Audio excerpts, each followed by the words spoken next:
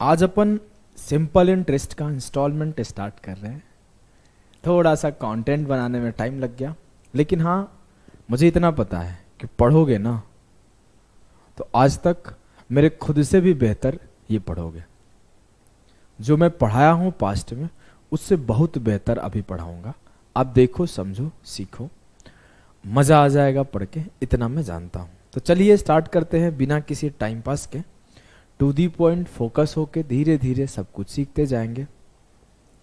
Instalment से अगर अभी के टाइम पे मैं बात करूं कि लास्ट 2022 और 2023 2 साल को देखूं तो हर शिफ्ट में एक क्वेश्चन फिक्स है, एक क्वेश्चन फिक्स है। मतलब अगर आप किसी भी एग्जाम का प्री दे रहे हो तो एक क्वेश्चन उसमें आपको 25 क्वेश्चन में दिखेगा। अगर बहुत रेयर चांस है कि 2 क्वेश्चन इस सेक्शन से आए, एक क्वेश्चन फिक्स है, अच्छे से पढ़ लेना। एक सवाल फ्री के हैं सेकंड्स में। ऐसा इंस्टॉलमेंट में सॉल्व करने से पहले आपको टर्म्स को समझना होता है। जैसे एक टर्म्स है बोरोड मनी और एक टर्म है ड्यू डेब्ट। जनरली लोग कंफ्यूज हो जाता है, मैं भी कंफ्यूज हो जाता था जब तैयारी करता था, इवन अभी भी कंफ्यूज हो जाता हूँ, कभी कभी भूल जाता हूँ, अरे ड्यू डेब्ट क्या होता है, ऐसे भूल जाता हूँ। तो आपको ना भाई, मैं भूल जाता हूँ तो मैं एक चीज करके याद रख लिया हूँ, एक तरीका लगा के आपको तरीका सिखा दूंगा। पहले आप समझो बोरोड मनी है क्या। बोरोड मनी का मतलब होता है लिया गया कर्ज।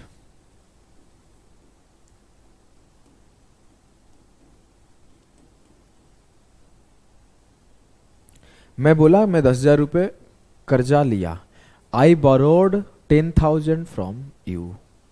मैंने आपसे 10,000 का कर्जा लिया। तो ये 10,000 का कर्जा लिया तो इस 10,000 पे आपको मैं ब्याज भरूंगा। इस 10,000 पे कुछ ना कुछ आप रेट फिक्स करेंगे, कुछ ना कुछ टाइम फिक्स होगा। और जब मैं इस पे पूरा ब्याज भरूंगा at the end of some years, at the end of 4 years, 5 years, 5 years, 6 years, 7 years, कुछ भी हो सकता है, तो जो मैं रिटर्न करूंगा ना at the end of 7 years, जो मैं आपको कर्ज दूंगा, जिस कर्ज से मैं मुक्ति पाऊंगा, वही होता है ड्यू डेब्ट, जिसे हम लोग बोलते हैं देय राशि।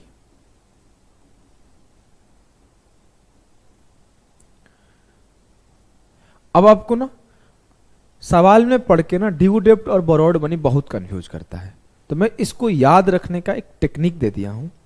वो टेक्निक क्या है कि जो आपका बोरोड मनी है वो कुछ नहीं है, वो प्रिंसिपल है।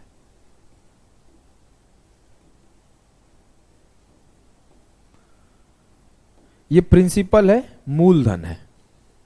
और जो ड्यू डेब्ट है वो कुछ नहीं है, आपका अमाउंट है, जिसे हम लोग मिश्र धन कहते हैं।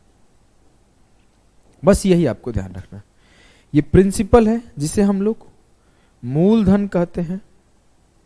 अगर कुछ गलती लिख दूं हिंदी या फिर स्पेलिंग तो माफ करना, वैसे ये प्रिंसिपल सही है।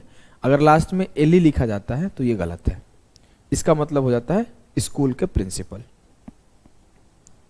मैं कैसे याद किया था इंग्लिश में ये भी बता देता हूं। ये ए है तो ये मूलधन वाला है, और जिसमें ई आ गया तो ई से एजुकेशन होता है, तो शिक्षा में ये आता है, तो प्रिंसिपल इससे होते हैं। प्रिंसिपल और वर्सेस प्रिंसिपल आपको याद रहना चाहिए। मैं फिर से एक बार बोल देता हूं कि प्रिंसिपल वर्सेस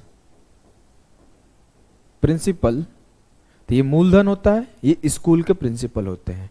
याद रखने का तरीका, यहां पे लास्ट में ई आता है, ये एजुकेशन से जुड़ा हुआ है, ये लास्ट में ए आता है, मतलब इसको सिर्फ याद रख लो कि ई आता है तो एजुकेशन से जुड़ा हुआ है। जैसे ए आया तो ये नहीं है तो ये होगा मूलधन वाला। एक को आप याद रख लो, दूसरा खुद ब खुद याद हो जाएगा। तो ये प्रिंसिपल मूलधन होता है, और ये है हमारा अमाउंट, जिसे हम लोग मिश्र धन कहते हैं।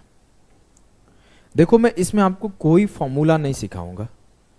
जनरली एक फॉर्मूला होता है, उसी फॉर्मूले पे सब लोग सिखाते हैं, वो फॉर्मूला मैं आपको सिखाऊंगा ही नहीं। मैं आपको एक मेथड दूंगा, एक अंडरस्टैंडिंग दूंगा, पूरे ओवरऑल क्वेश्चंस का अंडरस्टैंडिंग दूंगा। उसी अंडरस्टैंडिंग पर आप इसके जो सबसे हायर लेवल के सवाल बनेगा ना, उसको भी कर ले जाओगे। तो आ जाओ हम लोग उस अंडरस्टैंडिंग के ऊपर चलते हैं। अभी आप इस बात को नोट कर लेना। ठीक ठीक है सर, चलो चलते हैं उस पार्ट में। इसको समझाने के लिए मैंने एक एग्जाम्पल लिया। उस एग्जाम्पल से पहले मैं एक बात कर दूं, और जब मैं बोला था कि एक क्वेश्चन आता है, तब मैं एक बात और बोलता हूं कि इससे दो टाइप के सवाल बनते हैं। और दो टाइप के सवाल क्या क्या बनते हैं? एक बनता है इक्वल इंस्टॉलमेंट का, और एक बनता है अनइक्वल इंस्टॉलमेंट का। कि मैं बराबर बराबर पैसे हर साल देके अपना कर्ज भर दिया, या फिर मैं जैसे जैसे पैसा आया वैसे वैसे देते गया और कर्ज भर दिया। कि भैया 10,000 आया है ले लो, भैया 10,000 आया है ले लो, भैया 2,000 रुपये है अभी ले लो कर्ज, भैया 1,500 यहाँ से मिला था ले लो, ऐसे ऐसे करके कर्ज भर दिया। और एक तरीका था कि मेरा फिक्स कर दिया गया कि मुझे इतना रुपए पर मंथ या इतना रुपए पर ईयर भरना ही भरना है। तो जो हमारे पेपर या फिर जो किसी भी पेपर में मैक्सिमम सवाल पूछे जाते हैं वो यहां से पूछे जाते हैं। अगर आप कोई भी पेपर का इतिहास उठा के देखोगे तो सवाल यहीं से आते हैं ज्यादा। तो हम लोग पहले इसी को पढ़ेंगे। उसको पढ़ना आसान भी होता है, एक बार में समझ जाओगे। इसमें हम लोग पढ़ेंगे तो इसमें दो तरीके से सवाल पूछते हैं, दोनों में दो ही तरीके से सवाल पूछा जाता है। वो दोनों तरीका है आपका कि या तो आपसे बोला जाएगा रेट बताओ, या तो आपसे बोला जाएगा इंस्टॉलमेंट बताओ। Either you have to find the rate of interest और you have to find installment. दो ही चीजें आपसे पूछी जाती है और कुछ नहीं पूछा जाता। और कई बार रेशियो दे देगा, कई बार ऐसे दे देगा वैसे दे देगा, कंफ्यूज करने के लिए, लेकिन दो ही चीजों पे हमेशा वो फोकस्ड रहेगा। आ जाओ इन दोनों पॉइंट को देखते हुए हम लोग सीधा मूव करते हैं इसको अंडरस्टैंड करने के ऊपर। अगर मैं इसे अंडरस्टैंड करना चाहूं तो कैसे करूंगा? मैंने एक एग्जाम्पल रखा है कि प्रिंसिपल 11,500 है, रेट 10% है, टाइम 4 साल है ना? चलो, तो मेरे से बोला जाए कि अगर मैं इसमें बोलूं सर कि बोरोड मनी क्या है, तो मेरे से बोला जाएगा। तो अगर मैं बोलूंगा कि जो बोरोड मनी का सेक्शन है उससे हम लोग इसे कहते हैं 11,500 वाले को। अगर मुझे प्रेजेंट करना है बोरोड मनी तो ये होगा, ये बोरोड मनी का काम करेगा। सर अगर मुझसे बोला जाता कि भैया ये 11,500 रुपये ले लो, रेट आपका 10% है, टाइम आपका 4 साल है, मुझे 4 साल बाद पैसा लौटा देना, तो मुझे कितना लौटाना पड़ता? तो मुझे लौटाना पड़ता, प्रिंसिपल बराबर होता है 11,500, सॉरी प्रिंसिपल दिया हुआ है, इंटरेस्ट बराबर होता है 11,500 इंटू 10 इंटू 4 अपॉन 100, 2 जीरो से 2 जीरो खत्म, 15 चौके 60, 4 पच्चे 20, 11 चौके 44, तो 46। मेरा इंटरेस्ट 46 हो जाता, 4 पच्चे 20, 11 चौके 44 और 2 46। इंटरेस्ट 46 आता, तो ये मेरा ब्याज हो गया, ये मेरा प्रिंसिपल हो गया। तो जो मुझे पैसा रिटर्न करना पड़ता वो अमाउंट होता, और उस अमाउंट को हम लोग बोलते हैं मिश्र धन, जो बराबर होता है मूलधन प्लस ब्याज। और मूलधन मेरा है 11,500 और ब्याज मेरा है 4600, दोनों को जोड़ा 16,100 रुपीज मैं रिटर्न करता। तो जो मेरा अमाउंट आया वो आया 16,100। अगर मुझसे बोला जाए कि मेरा देय राशि क्या है, मेरा ड्यू डेब्ट क्या है, मेरा देय राशि क्या है, तो यही मेरा देय राशि है।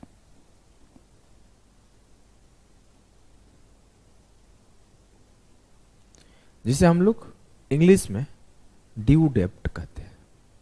इसका मतलब हुआ कि 16,100 का कर्जा मेरे ऊपर चढ़ा आज से 4 साल बाद। देखो मैं आपको पहले बोला हूं, मैं कोई फॉर्मूला नहीं पढ़ाऊंगा, इस टॉपिक को एकदम रिलेट करा के अंडरस्टैंड करा दूंगा। इसका मतलब हुआ कि प्रिंसिपल को ऐसे गायब कर दूं, ऐसे छिपा दूं, तो मैं ये स्टेटमेंट दूंगा 16,100 का देय राशि हुआ आज से 4 साल बाद 10% के ब्याज से मेरे ऊपर। और मैं अगर इसे ऐसे बोलूं कि 11,500 मेरे बोरोड मनी है 10% के हिसाब से 4 साल बाद, तो क्या रिटर्न होगा? तो देय राशि ये होगा। देय राशि समझ गए? हाँ सर। लेकिन अब मुझे क्या करना होता कि मैं आज 11,500 लिया, 4 साल बाद रिटर्न देना होता, तो मैं बोलता भैया ये 16,100 लो, कर्जा खत्म, बात खत्म एकदम सर। लेकिन प्रॉब्लम क्या हुआ कि मैं बोला ना कि भैया थोड़ा थोड़ा करके आपको मैं दे देता हूं, आप मैनेज कर लो। तो अभी हम लोग इक्वल इंस्टॉलमेंट का केस पढ़ रहे हैं, तो इक्वली पैसा पे करेंगे। और मैं इस डेटा को, एग्जाम्पल को खुद से सेट किया हूं, तो मैं एक पर्टिकुलर डेटा पर सेट किया हूं, पर्टिकुलर नंबर पे सेट किया हूं, तो उसी नंबर से आपको समझाने के लिए एग्जाम्पल ये प्रॉपर सेट है, जिससे आप अंडरस्टैंड कर जाओगे टॉपिक को। अब मैं बोला मेरा प्रिंसिपल क्या था, बोलोगे सर 11,500। मेरा इंटरेस्ट क्या था, देख लेंगे। मेरा इंस्टॉलमेंट क्या था, देख लेंगे। मैं बोला पहले साल क्या होगा, पहला साल का कंडीशन देखता हूं, फर्स्ट ईयर।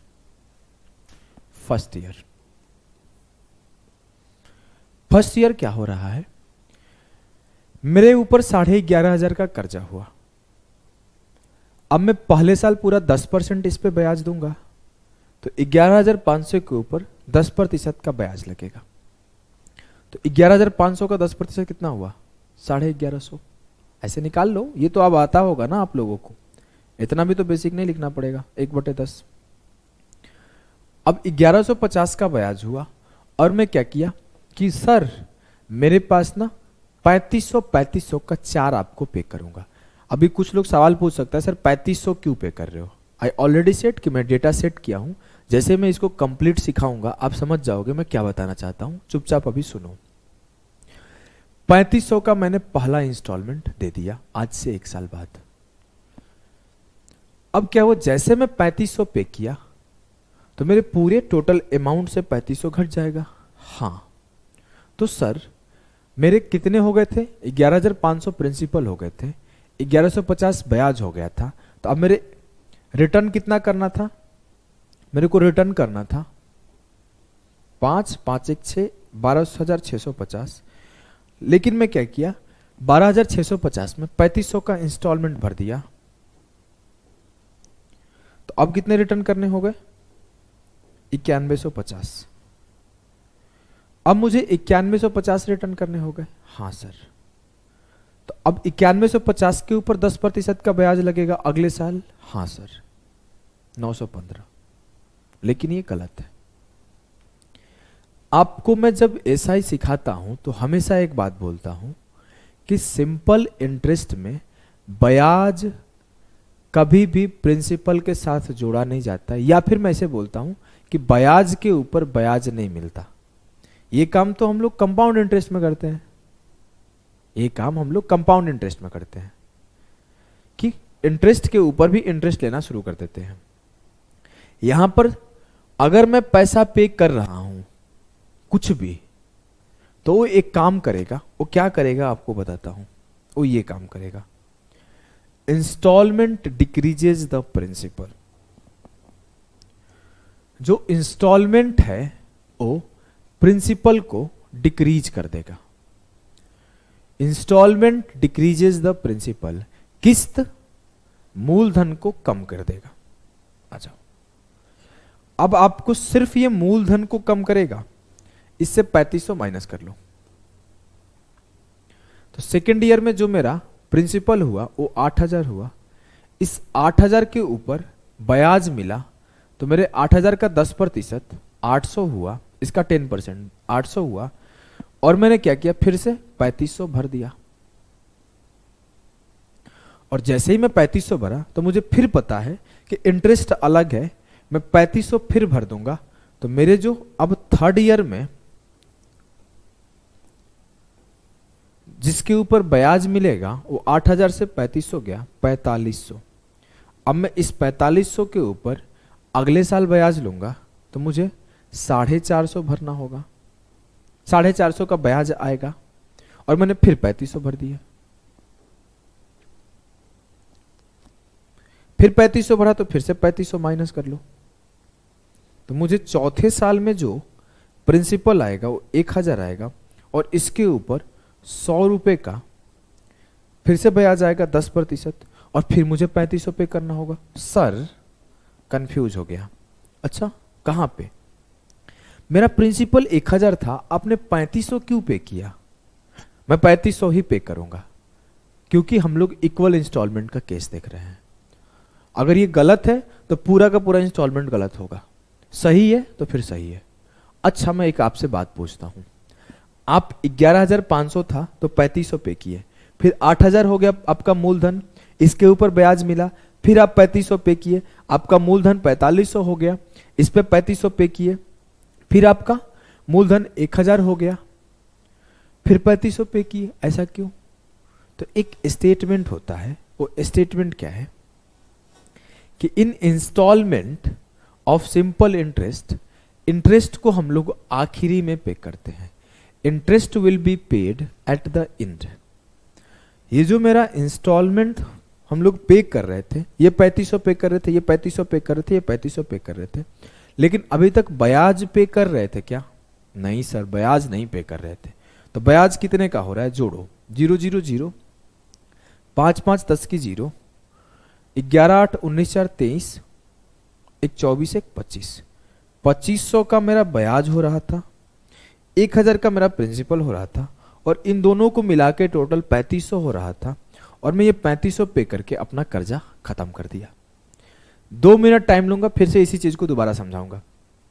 11500 का कर्जा था, 3500 का इंस्टॉलमेंट पे किया, 8000 का प्रिंसिपल हो गया, फिर इस पे 10% मिला, फिर 3500 पे किया, फिर 4500 का प्रिंसिपल हो गया, फिर 10% ब्याज मिला, फिर 3500 पे किया, फिर 1000 का मेरा प्रिंसिपल हो गया और फिर इस पे 100 रुपए का ब्याज मिला और फिर मैंने 3500 पे किया और इस पूरे ब्याज को और इस प्रिंसिपल को निपटा दिया। क्लियर है? जी सर। अच्छा अब मैं एक और सवाल पूछता हूं, बहुत लोगों के मन में उठ भी गए होंगे, सर 35 35 35 35 सबको जोड़ा तो मेरा आया 14000। सर अगर मैं 4 साल बाद सीधा सीधा पे करता तो 16100 पे करता। अगर मेरे से बोल दिया जाता ये लो 11500 4 साल बाद दे देना, तो मुझे कितना पे करना पड़ता? 16100। मैंने 3500 3500 3500 करके पे किया, 14000 ही पे करना पड़ा। ये सर 2100 कम पे करना पड़ा, ऐसा क्यों हुआ? ये 2100 जा कहां रहा है? ये 2100 मेरा सेव कैसे हो रहा है? तभी तो लोग इंस्टॉलमेंट भरते हैं, क्योंकि उससे कुछ सेविंग हो जाता है, एक साथ पूरा ब्याज भरने पर घाटा लगता है। ये 2100 का केस बताओ। अच्छा मैं आपसे एक सवाल पूछता हूं कि अगर मैं यहां भी 11500 रुपए के ऊपर यहां पे ब्याज लिया 1150, अगर ये 3500 नहीं देता तो यहां पे भी अगले साल सेकेंड ईयर में 11500 के ऊपर 1150 का ब्याज लेता। अगर फिर मैं 3500 नहीं देता तो यहां पे भी 11500 पे 3500 का ब्याज लेता, 11500 पे 1150 का ब्याज लेता और मैं यहां पे भी 11500 पे 1150 का ब्याज लेता। तो इन सब पे मेरा ज्यादा ब्याज मिलता जो कि नहीं मिला है। वो क्यों नहीं मिला है? क्योंकि मैंने 3500 पे कर दिया है। जैसे ही मैंने 3500 पे किया तो 3500 पे यहां पे ब्याज मिलता है, यहां पे ब्याज मिलता है, यहां पे ब्याज मिलता। अगले 3 साल तक वो तीनों का तीनों इंटरेस्ट मेरा बच गया। क्लियर है? सेकेंड ईयर में जो ब्याज इसके ऊपर मिलता, सेकेंड ईयर में इसके ऊपर जो ब्याज देना पड़ता और थर्ड ईयर में जो ब्याज देना पड़ता वो सबके सब बच गए। मतलब यहां पे second year, third year, fourth year, इन तीनों में जो ब्याज मुझे देना पड़ता वो तीनों के तीनों बच जाता ना? बच गया ना? जी हाँ सर। तो मुझे कितना बचा?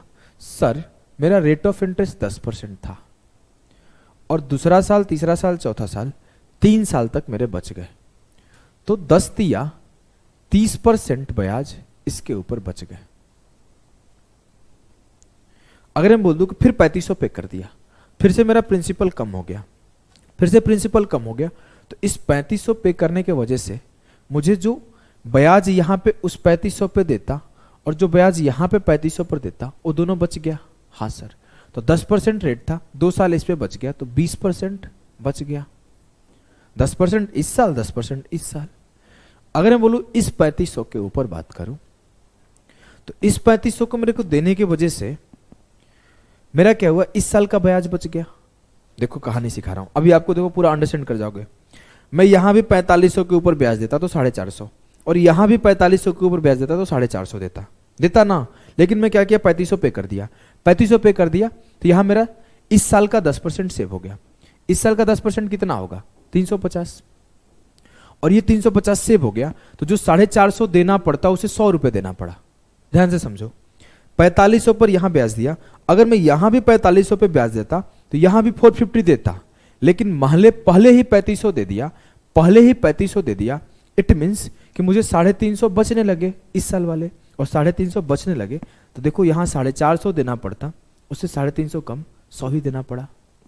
वही 10% बच गया ना, वही 10% बच गया ना। जी हाँ सर, एकदम क्लियर है।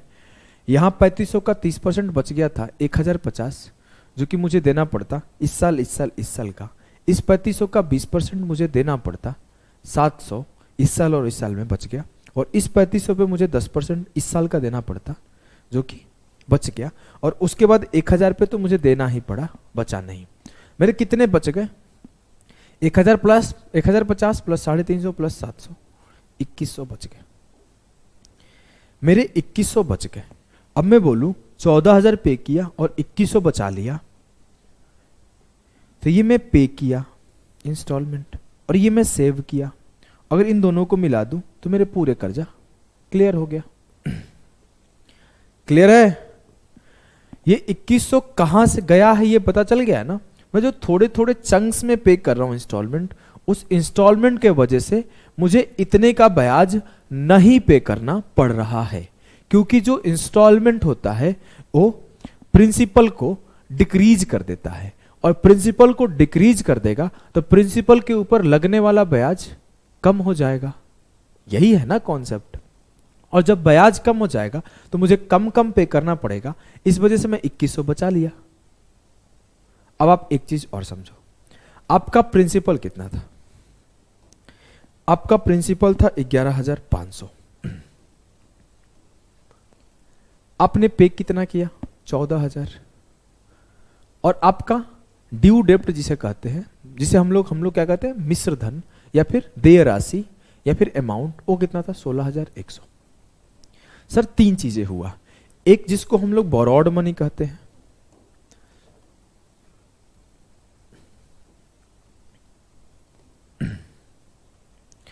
एक जो इंस्टॉलमेंट हमने भरा जिसे टोटल इंस्टॉलमेंट कहते हैं,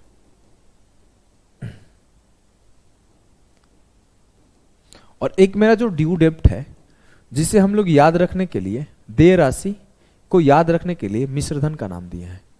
तो आपको ध्यान रखना है, कई बार इसका हेल्प से काम बन जाता है ऑप्शन देख के, कि जो आपका बोरोड मनी होगा उससे ज्यादा आपको इंस्टॉलमेंट भरना होगा, और जो आपका मिश्रधन होगा, जो आपका अमाउंट होगा, उससे कम आपको इंस्टॉलमेंट भरना होगा। क्लियर है? तो जो टोटल इंस्टॉलमेंट होता है दिए गए कर्जे से ज्यादा होता है, और लिए जाने वाली राशि जो कि अमाउंट होने वाला है, जो कि ड्यू डेब्ट है, उससे कम होता है। ये बात ध्यान रखना। आपके सामने प्रूफ है कि 11500 का कर्जा लिया, 4 साल बाद अगर मुझे पे करना पड़ता 16100 करना पड़ता, लेकिन 14000 में ही काम हो गया, क्योंकि मैंने थोड़े थोड़े पार्ट में दे दिया। पूरा कॉन्सेप्ट क्लियर है? सवालों पे बढ़ते हैं, ज्यादा अच्छे से समझोगे सवालों से, अभी थोड़ा कम भी समझ में आया होगा। तो पहले टाइप का सवाल आपके सामने,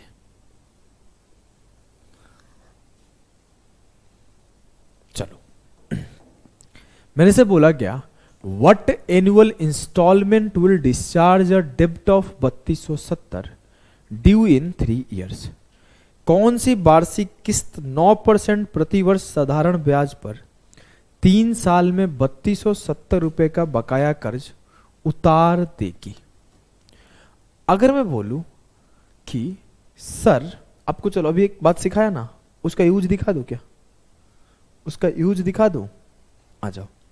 मैं क्या सिखाया था कि जो आपका ड्यू डेप्ट होता है वो हमेशा दिए जाने वाले टोटल इंस्टॉलमेंट से बड़ा होता है।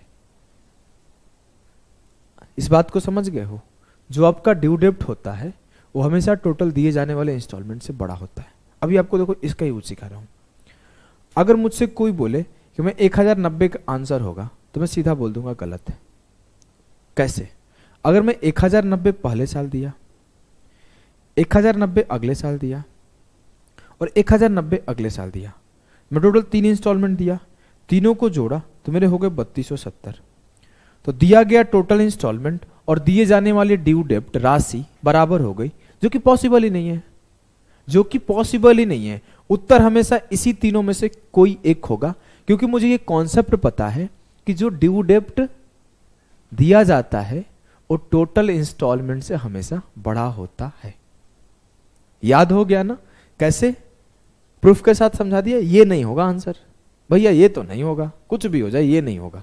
इस तीनों में से कोई भी होगा, मुझे नहीं पता है, लेकिन ये नहीं होगा, इतना मैं श्योर हूं। अब मुझे निकालना क्या है? इंस्टॉलमेंट। अब मैं मान लेता हूं कि 100x रुपए का इंस्टॉलमेंट भरूंगा। सर 100x क्यों मान रहे हो? सवाल उठेगा। थोड़ा सा थम जाओ, मैं बताऊंगा, चिंता नहीं करो। मैं बोला कि 100x का इंस्टॉलमेंट मैं दिया, अब मुझे 3 साल तक इंस्टॉलमेंट भरना था, तो पहले साल भी 100x रुपए भरूंगा, अगले साल भी 100x भरूंगा और उसके अगले साल भी 100x भरूंगा। तो इस साल भी 100x भरा और उसके अगले साल भी 100x भरा और उसके अगले साल भी 100x भरा। जब मैं इस पे 100x भरा, जब मैं इस पे 100x भरा और थर्ड ईयर भी 100x भरा। सर जब हम लोग इंस्टॉलमेंट भरते हैं तो हम लोग कुछ पैसे सेव करते हैं। कौन से पैसे सेव करते हैं? जब मैं पहले साल का इंस्टॉलमेंट भरता हूं तो अगले 2 साल का सेव करता हूं। जब मैं दूसरे साल का भरता हूं तो अगले 1 साल का सेव करता हूं। तो मेरे पास टोटल 3 साल थे। मैं जब पहले साल भरा होऊंगा तो इन दोनों साल का सेव किया होऊंगा। तो 9% के हिसाब से 9 दूना 18% यहां सेव हुआ होगा। तो ये मेरा कितने का सेव होगा? 18x का। अब मैं इसी वजह से 100 एज्यूम किया था ना, कि जब मुझे 18% निकालना होगा, और मान लो आप बहुत समझदार बच्चे हो, आपने एज्यूम कर लिया 293, या फिर अब 293 ने एज्यूम किया, x एज्यूम कर लिए, तो x का 18% क्या होगा? 18x/100। तो आपका फ्रैक्शन और एक्शन बढ़ जाएगा, कैलकुलेशन बढ़ जाएगा। तो कैलकुलेशन आसान रहे तो 100 से 100% कट जाए, इजी रहे, इस वजह से हमने 100 एज्यूम किया है। 100 एज्यूम करने का रीजन समझ में आ गया। जब मैं अगले साल बात करूं कितना सेव करूंगा, तो सर 6% के हिसाब 9% के हिसाब से 9 दूना 9 एकम 9, क्योंकि इस साल में कितना सेव करूंगा? इस साल का। तो इस साल मुझे 9% मिलता, वही सेव कर लूंगा। तो यहां पे 9% सेव होगा। यहां पे मैं इस और इस दोनों साल का सेव किया, यहां पे मैं इस साल का सेव किया, तो ये हो जाएगा 9x। अब मुझे पता है कि जो मेरा टोटल इंस्टॉलमेंट होता है और जो मेरा सेविंग होता है, इन दोनों को मिला के मेरा देय राशि ड्यू डेब्ट होता है। ये मेरा टोटल इंस्टॉलमेंट है 14,000 का, ये मेरा टोटल सेविंग है 2100 का, और दोनों मिला के 16,100 पे कर देता हूं। अब यहां पे क्या है? यहां पे सर मेरा टोटल इंस्टॉलमेंट है 300x का, और यहां पे सर टोटल सेविंग है मेरा 27x का, और मुझे जो पे करना पड़ रहा है, जो मेरा ड्यू डेब्ट है, वो 3270 का है। तो 327x बराबर है सर 3270 के, तो x बराबर है 10 के। जो मैंने इंस्टॉलमेंट एज्यूम किया था वो 100x है, तो 100x बराबर होगा 1000 के। तो जो मेरा आंसर होगा वो option D will be the correct Uttar of the सवाल। क्लियर है? एकदम सर। थोड़ा सा एक और चीज प्रूफ करा दूं? करा दो। मन तो नहीं था लेकिन करा देता हूं, जिससे आपको अंडरस्टैंडिंग और बढ़ जाएगा टॉपिक का। मैं पहले साल 1000 रुपये भरा, उसके अगले साल भी 1000 भरा, उसके अगले साल भी 1000 भरा, 3 साल में 3000 भरा। जब मैं इस साल 1000 भरा तो इस दोनों साल का सेव कर लिया, 9 दूना 18%, 9% यहाँ 9% यहाँ। मैंने सेव कितना किया? 180। जब मैंने दूसरा साल भरा तो अगले साल का 9% सेव कर लिया, तो यह आ गया 90। अगर मैं टोटल देखा तो 3000 भरा और 270 सेव कर लिया, तो 3270 का देय राशि कर्जा मेरा, 3270 का ड्यू डेप्ट मेरा क्लियर हो गया। प्रूफ हो गया ना? 3000 प्लस 270 3270। जिससे हम लोग पिछला वाला 14000 प्लस 2100 16100 कैसे आया था, समझ गए थे। और यहां पे 100x एज्यूम करने के बाद आप कैसे इंस्टॉलमेंट निकाले ये भी आप समझ गए। मुझे नहीं लगता कि अब आपको कोई भी कंफ्यूजन होगा। आइए एक सवाल को और करते हैं। चलो एक चीज और सिखाता हूं यहीं पे। ये आपका क्या है? Basic approach, pure basic. देखो ये बेसिक, मेरा बेसिक लोगों से एडवांस ही रहता है। रीजन ये है ना कि मैं फॉर्मूला नहीं पढ़ाया इसमें। पर्टिकुलर इस चैप्टर का बात करूं, अगर मैं फॉर्मूला पढ़ाता ना तो वो बेसिक हो जाता। ये आपका ये भी एडवांस तरीका है। लेकिन अभी भी हम लोग एक चीज और बात करेंगे, टाइम सेविंग और स्टेप स्किपिंग के बारे में।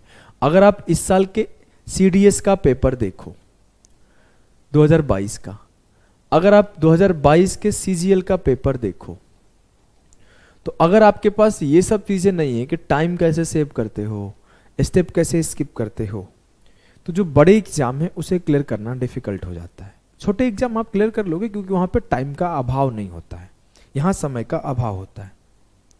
अब मैं आपसे सीधी सीधी बातें करूं, सीधी सीधी बातें कि 3 साल में पैसा देना था जी सर, कितने इंस्टॉलमेंट भरने पड़ेंगे? सर 3 इंस्टॉलमेंट भरने पड़ेंगे। अब आपको पता है 3 इंस्टॉलमेंट भरने हैं तो 100 का 3 भर दो तो 300, 100 का 3 भर दो 300। जब आप पहले साल भरोगे तो अगले 2 का बचा लोगे, 9 दूना 18। जब दूसरे का भरोगे तो अगले का बचा लोगे 9। मतलब आपको ध्यान रखना है 300 3 साल का है तो 9 इंटू 2 मतलब R इंटू टाइम और 9 इंटू 1। ठीक है, क्लियर है। अब मैं बोला कि जो पार्ट आप यहां आके लिखे हो कि 100x 100x 100x 18% saving, 9% saving, फिर आप 300x प्लस 27x बराबर 3270, तो 327x बराबर 3270, x बराबर 10, 100x बराबर 1000। सीधे आप इतने ही पॉइंट लिख के काम नहीं चला लोगे, इस स्टेप को लिखने की जरूरत है नहीं। आप 1-2 बार लिखो, ऐसा नहीं बोल रहा हूं कि आपको बिल्कुल लिखना ही नहीं है। आप 1-2 बार लिखो अंडरस्टैंड करने के लिए, लेकिन पेपर में सॉल्व करने के लिए नहीं लिखना है। पेपर में आप सीधा बोलोगे 3 साल का 100 100 100 का 300, पहले साल 9 दूना 18, अगले साल 9 एकम 9, 327 बराबर हो गया 3270, 1 बराबर हो गया 10 के, तो मुझे 100 का वैल्यू बताना है, होगा 1000। क्लियर? क्लियर है ना? आपको एग्जाम में कितना लिखना है? सिर्फ इतना। आओ हम लोग सिर्फ इतना लिख के पेपर को सॉल्व करेंगे। बेसिक बेसिक आप करोगे। देखो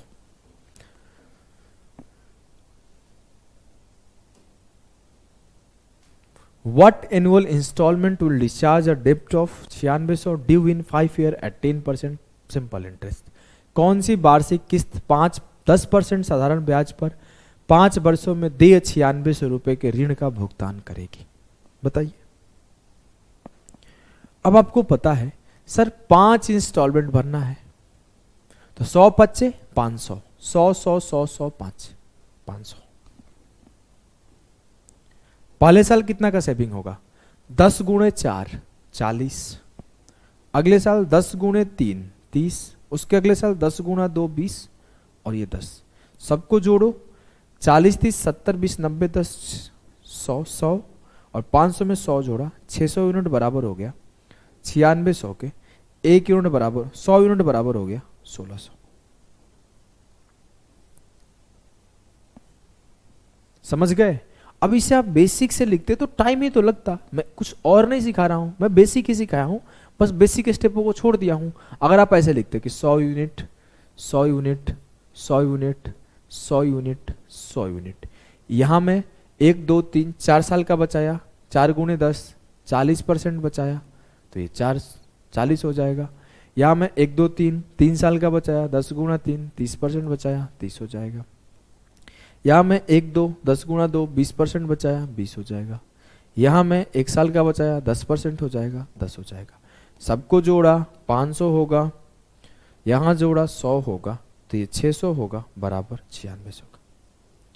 तो मैं बस यही बात बोल रहा हूँ, सीधा यहाँ पे लिखो ना, ये डायरेक्ट, इतना ये लिखने की झमेला मत पालो।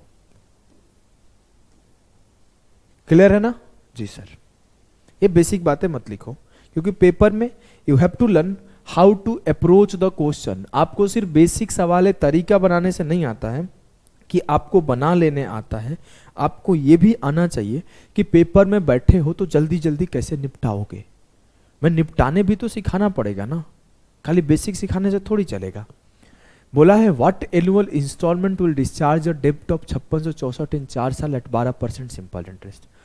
कौन सी वार्षिक किस्त 12% साधारण ब्याज पर 4 वर्षों में 5664 का कर्ज उतार देगी? कितने साल है? 4। 100 के 4 हो गए 400, 100 के 4 हो गए 400। पहले साल बचाएगा 12 गुणे 3 36, अगले साल 12 गुणा 2 24, अगले साल 12 एकम 12, कितना हुआ? 36 24 60 12 72। 472 यूनिट का सेविंग है, 472 यूनिट का भरना पड़ेगा, लेकिन भरना कितना पड़ रहा है? 5664। ऑप्शन ए आंसर होगा। सर इतना तेज कैसे किए? यूनिट डिजिट से कर दिया। 12 से पढ़ोगे पहाड़ा तो ये आ जाएगा। अगर आपको यूनिट डिजिट से नहीं यूज कर पा रहे हो तो मैं आपको अभी सिखाता हूं एक तरीका, बेसिक काटा कुटी। ये 4 का मल्टीपल है, हाँ। ये भी 4 का मल्टीपल है, हाँ। 8 का भी मल्टीपल है, 8 से काटते हैं। 8 5 40, 8 9 72, 8 7 56, 8 8 64। अब देखो यहां पे भी तो यूनिट डिजिट काम कर गया। 59 एकम 59, 11 बचा, 59 दूना 118, 1 यूनिट बराबर 12। मैं देख के समझ गया था कि कोई ऐसा नंबर इसमें दिख नहीं रहा है इसके सिवा जो आंसर आएगा। अब मैं आपको एक चीज हमेशा सिखाता हूं, आप सवाल जब पढ़ो, धीरे धीरे मैं आपको यह हैबिट और बिल्ड कर दूंगा। जब सवाल पढ़ो तो एक बार ऑप्शन एक नजर देख लिया करो। मैं जब सवाल पढ़ रहा था तो एक बार ऑप्शन देख लिया था। यहाँ 121 था, इसमें 11 था, कोई फर्क ही नहीं पड़ता, आंसर पॉसिबल नहीं है। इसमें 123 था, 41 इंटू 3, सर ये नहीं होगा answer. 41 is a prime number, 11 is a prime number. यहाँ था 122, 61 इंटू 2, ये भी नहीं होगा सर। 61 कहाँ कोई दिख रहा है? तो जब मैं सवाल को रीड कर रहा था ना, तो एक certain portion of my mind काम कर रहा है कि मैं ऑप्शन को देख के एलिमिनेट कर दिया कि ये नहीं होगा। लेकिन अगर अभी आपको ये धीरे धीरे डेवलप करना है, अगर आप सोचोगे ना कि आज ही डेवलप कर लो, तो नहीं होगा। ये प्रैक्टिस से डेवलप होता है। 1 यूनिट 12 हो गया तो 100 यूनिट आपका 1200 होगा। क्लियर है ना? जी सर। चलो आप अगले सवाल को करो। ये सवाल अच्छा है, ये पेपर का आया हुआ सवाल नहीं है, ये एक थॉट है इस पीछे का, सवाल का कराने का मेरे पीछे एक थॉट है। अगर कल को थोड़ा बहुत चेंज होगा तो आप कर पाओगे कि नहीं कर पाओगे। चलिए इसको करने का कोशिश करिए। कहानी यह है कि what 5 monthly payment will discharge a डेब्ट ऑफ 94,500 इन 1/1/4 ईयर्स। परसेंट नहीं होना चाहिए। 1/1/4 साल में कौन से 5 मासिक भुगतान करने पड़ेंगे? बताइए। 5 है, 5 मंथली करना है। अब यहां पर ना वो दिया नहीं कि आपको कितने भुगतान करने हैं, आपको कितने इंस्टॉलमेंट भरने हैं, 3 इंस्टॉलमेंट भरने हैं, 4 इंस्टॉलमेंट भरने हैं, 5 इंस्टॉलमेंट भरने हैं, आपको पता नहीं है कितने इंस्टॉलमेंट भरने हैं। इसके पहले तो आप देख लेते थे 3 साल है 3 इंस्टॉलमेंट होगा, 4 साल है 4 इंस्टॉलमेंट होगा, 5 साल है 5 इंस्टॉलमेंट होगा। अब यहां पे आपको डिसाइड करना है कितने इंस्टॉलमेंट भरने हैं। सर मुझसे बोला गया कि हर 5 मंथ पर इंस्टॉलमेंट पे करो, हर 5 मंथ्स पे इंस्टॉलमेंट पे करो, यही बोला गया ना, हर 5 मंथली। और मेरे पास समय कितना है, मेरे पास समय है 1/4 ईयर्स। मैं आपको अब इसको मैं महीने में निकालने नहीं सिखाऊंगा, मैं आपको अनगिनत बार इंटरेस्ट में सिखा दिया हूं कैसे निकालते हैं। 1 साल का मतलब हो गया 12 महीने, और 1/4 साल का मतलब हो गया 1/4 इंटू 12, 3 महीने, 15 मंथ। जो मेरा दिया गया था कर्ज वो 15 मंथ के लिए दिया गया था, और मुझसे बोला गया था हर 5 मंथ पे आपको एक ब्याज पे कर देना है। 15 मंथ के लिए कर्ज दिया गया और हर 5 मंथ पर एक ब्याज मांगा गया। तो मैं कितना ब्याज पे, मैं कितना इंस्टॉलमेंट पे करूंगा? मैं सर 3 इंस्टॉलमेंट पे करूंगा, ये पहले 5 मंथ पर, ये दूसरे 5 मंथ पर, ये तीसरे 5 मंथ पर। तो मैं इतना तो समझ गया 3 इंस्टॉलमेंट पे करूंगा। 3 इंस्टॉलमेंट पे करूंगा, 100 का 300। तो मैं सेव कितना करूंगा? अब ये सवाल उठा तगड़ा सा, अब मैं सेव कितना करूंगा? अच्छा अब देखो सर 12 महीने में मुझे 12% का ब्याज मिलता है, पर एनम लिखा हुआ है बड़े बड़े अक्षर में, 12% पर एनम। तो 1 साल में मुझे 12% का ब्याज मिलता है। अब जब मुझे 12 मंथ में 12% का ब्याज मिलता है, तो 1 मंथ में कितना परसेंट का ब्याज मिलेगा? 1% का। तो मुझे 5 मंथ में कितने परसेंट का ब्याज मिलेगा? 5% का। मतलब हर 5 मंथ पे 5-5% का ब्याज लगा है। अब सवाल कुछ यूं है, ये सवाल आपको डराने के लिए ऐसा बनाया गया है। सवाल ऐसे बोला जाता कि 5% इंटरेस्ट पर 3 इंस्टॉलमेंट पे करो 5 मंथली। सवाल यह है कि आपसे 5% का ब्याज लिया जाएगा, 5-5 मंथ पे करना है, बताओ कितने का इंस्टॉलमेंट पे करोगे? ये होता है लैंग्वेज का घुमाना, ये होता है आपको कंफ्यूज करने का कोशिश करना। अब पहले 5 मंथ पर एक इंस्टॉलमेंट पे करेगा, तो दूसरे 5-5 मंथ का 2 बचा लेगा, तो 5 और 5 10% बचा लेगा, तो 10। और जब दूसरा पे करेगा तो तीसरे का बचा लेगा 5, तो 315 बराबर होगा 945,000। सीधा सीधा दिख रहा है, 15 तिया 45, 3 तिया 9, 3 बार में कट गया। 1 यूनिट बराबर हुआ 300, 100 यूनिट बराबर हुआ 30,000 के। Option A will be the सही उत्तर ऑफ द सवाल। क्लियर है? एकदम क्लियर है सर। अब आ जाओ थोड़े लेवल को बढ़ाते हैं, थोड़ा सा DSSB पेपर जो कि बहुत दिल्ली में होता है उसको करते हैं। इसको समझना, पहले आप सवाल को समझना। बोला है Vikas borrowed 6,450 at 5% simple interest, repayable in 4 equal installments. What will be the annual installment payable by him? Vikas ने 5% साधारण ब्याज पर 6,450 रुपए उधार लिए, जो 4 समान किस्तों में चुकाए होंगे, तो उसके द्वारा देय वार्षिक किस्त क्या होगा? पहले जो चीजें हम लोग सीख चुके हैं उसके ऊपर बात करते हैं। 4 समान किस्त पे करना है, 4 इक्वल ईयरली इंस्टॉलमेंट पे करना है। तो 4 का मतलब कितना हुआ सर? 4% का मतलब हुआ, 4 साल का मतलब हुआ 4 में पे करूंगा ब्याज, 4 में इंस्टॉलमेंट पे करूंगा। 4 साल का मतलब 4 इंस्टॉलमेंट पे करूंगा, तो 100 का 4 कर दिया 400। जब मैं पहले साल पे करूंगा तो 5% के हिसाब से 3 साल का बचा लूंगा, 5 तिया 15। दूसरे साल 5 दूना 10 बचा लूंगा, तीसरे साल 5 बचा लूंगा। 15 5 20 10 30, 430 में पे करूंगा। मुझे पे कितना करना था?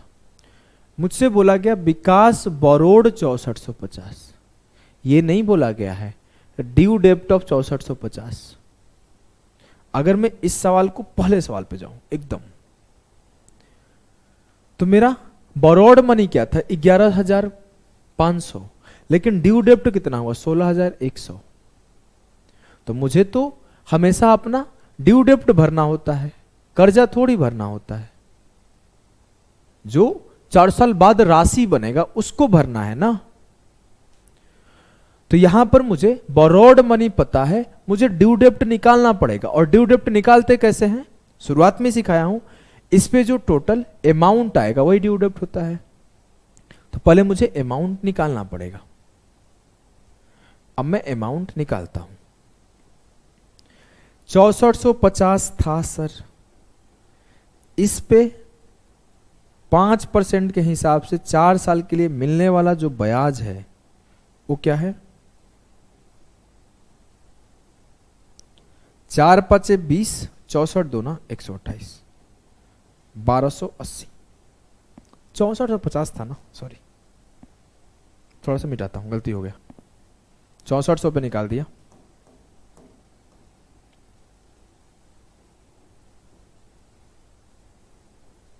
पांच % के हिसाब से 4 साल के लिए, 5 के 20 5 100, 5 से काटा, 12 5 60, 5 9 45, 1290 का ब्याज भरना पड़ा। अब 6450 मेरा प्रिंसिपल अमाउंट था, 1290 मेरा इंटरेस्ट अमाउंट था। जो मेरा ड्यू डेप्ट बनेगा वो क्या बनेगा 7740, 7740। क्लियर है जी सर? पता नहीं क्यों फील हो रहा है ये आंसर आएगा। चलो देखते हैं सर। अब मैं काटा 43 से, 43 से कम 43, 7 से 3 गया 4, 7 से 4 गया 3, 8 बार में चल जाएगा, 8 3 24, 8 चौका 32 तो 34, सही है। 1 यूनिट बराबर हो गया 180 के, 180 नहीं, 0 से 0 खत्म हो जाएगा ना। 1 यूनिट बराबर हो गया 18 के, तो आपका जो 100 यूनिट बराबर होगा 1800 के बराबर होगा। लेकिन आपको ना और स्टेप बचाने सीखना पड़ेगा, ऐसे नहीं करना है आपको। जब मैं सिखा रहा था सिंपल इंटरेस्ट तो एक चीज सिखाया था, याद होगा तो। क्या सिखाया था कि आपका प्रिंसिपल अगर 1000 है, रेट आपका 10% है, टाइम आपका 2 साल मान लो, 3 साल, कोई भी मान लो 3 साल है, तो आपका इंटरेस्ट क्या बनेगा। तो आप क्या बोलते थे कि सर 10 × 3 30% इंटरेस्ट बनेगा प्रिंसिपल का, ये बोलते थे, याद है? हाँ सर। अब मैं आपसे बोलूं कि आप ये क्या बोलते थे, अमाउंट कितना बनेगा। सर मैं अमाउंट बोलता था कि 30% और 100% मेरा हमेशा प्रिंसिपल होता है, तो जो अमाउंट बनेगा वो 130% बनेगा। आप बेसिक से निकाल लो। 1000 प्रूफ भी कराया हूं वहां पे, आपको याद होगा तो। 1000 × 10 × 3/100 तो कितना हुआ 300। और मैं अगर 1000 में 300 जोड़ू तो 1300 आएगा, जो कि मैं सिंपली ऐसे भी तो कर सकता हूं कि मेरा 1000 का 130% निकाल देता हूं।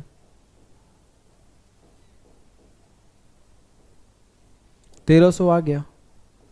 मैं एक बार इंटरेस्ट निकालू, फिर जोड़ू, फिर अमाउंट पर पहुंचू, मैं सीधा अमाउंट पे पहुंचता हूं भरबली। हाँ सर। और अमाउंट क्या होता है, ड्यू डेप्ट। Now come to the point कि मैं एक बार 6450 पे निकाला, फिर आया, फिर निकाला इंटरेस्ट, फिर जोड़ा, फिर इक्वेट किया, फिर उत्तर निकाला। मैं ये काम नहीं करूंगा, मुझे इसका टाइम बचाना है। अब इसका टाइम कैसे बचाऊंगा, देखो 6450 मेरा प्रिंसिपल था, इस पे मेरा ब्याज कितना होता 5 × 4 20%। तो जो मेरा अमाउंट होता वो क्या होता 120%।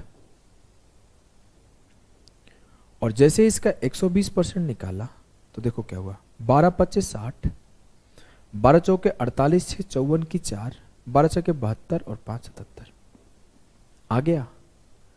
तो जब मुझे कंपैरिजन करना था, इस पॉइंट को नोट कर लिए होंगे आप लोग, मिटाता हूं। जब मुझे कंपेयर करना था तो मैं किससे कंपेयर करता कि 4 इंस्टॉलमेंट के 400 हो गए सर, 3 साल का सेव किया 15, 2 साल का सेव किया 10, 1 साल का सेव किया 5, और ये बराबर किसके होगा, ये बराबर होगा बॉरोड मनी 6450 के 120% के। या फिर आप ऐसे भी लिख सकते थे, 120% का मतलब होता है 6/5, तो इसके 6/5 के। बात वही है, बात तो कैलकुलेशन का पार्ट है, इसको 6/5 लिख लो, 120% लिख लो, वो कैलकुलेशन का पार्ट है।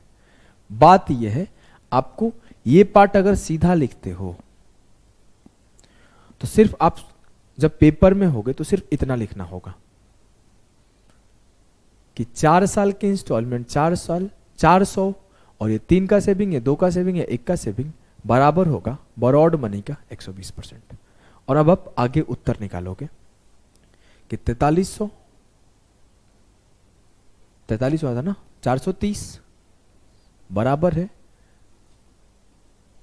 6450 इंटू, अगर इसको कैलकुलेट करना तो कैलकुलेट कर लो, 43 से सीधा भी काट सकते हो, 0 से 0 खत्म, 43 से कम 43, कितना बचा 43 बचे 215, 1 की नोट बराबर हो गया 5 तिया 15, 6 तिया 18। आंसर वही आया, आंसर में कोई बदलाव नहीं आया, बस आपके ना लिखने के तरीके से टाइम आपका सेव होने लगा। जी हाँ सर, तो आ जाओ एक CGL 2022 का सवाल करते हैं।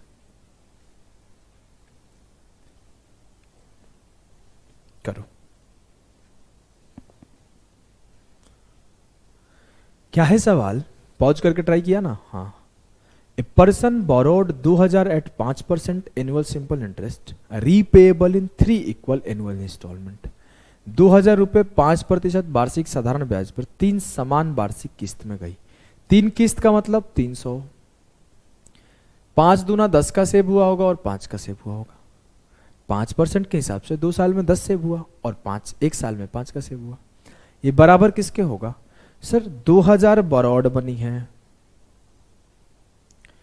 इस पे मेरा ब्याज मिलता 5 तिया 15% का, लेकिन मुझे ड्यू डेप्ट निकालना है तो सीधे 2000 का 115% कर दिया। सीधे 2000 का 115% कर दिया। अब 2000 के 115% कर दूंगा तो मेरा सीधे 2300 आ जाएगा।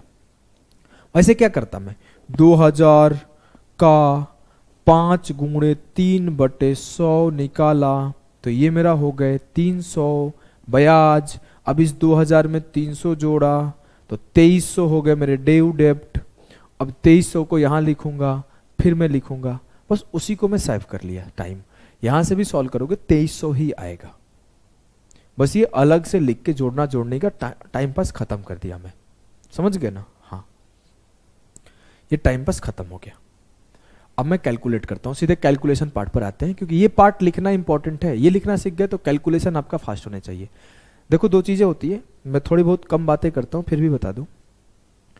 एक होता है कॉन्सेप्ट का आना, दूसरा होता है कॉन्सेप्ट का जल्दी आना,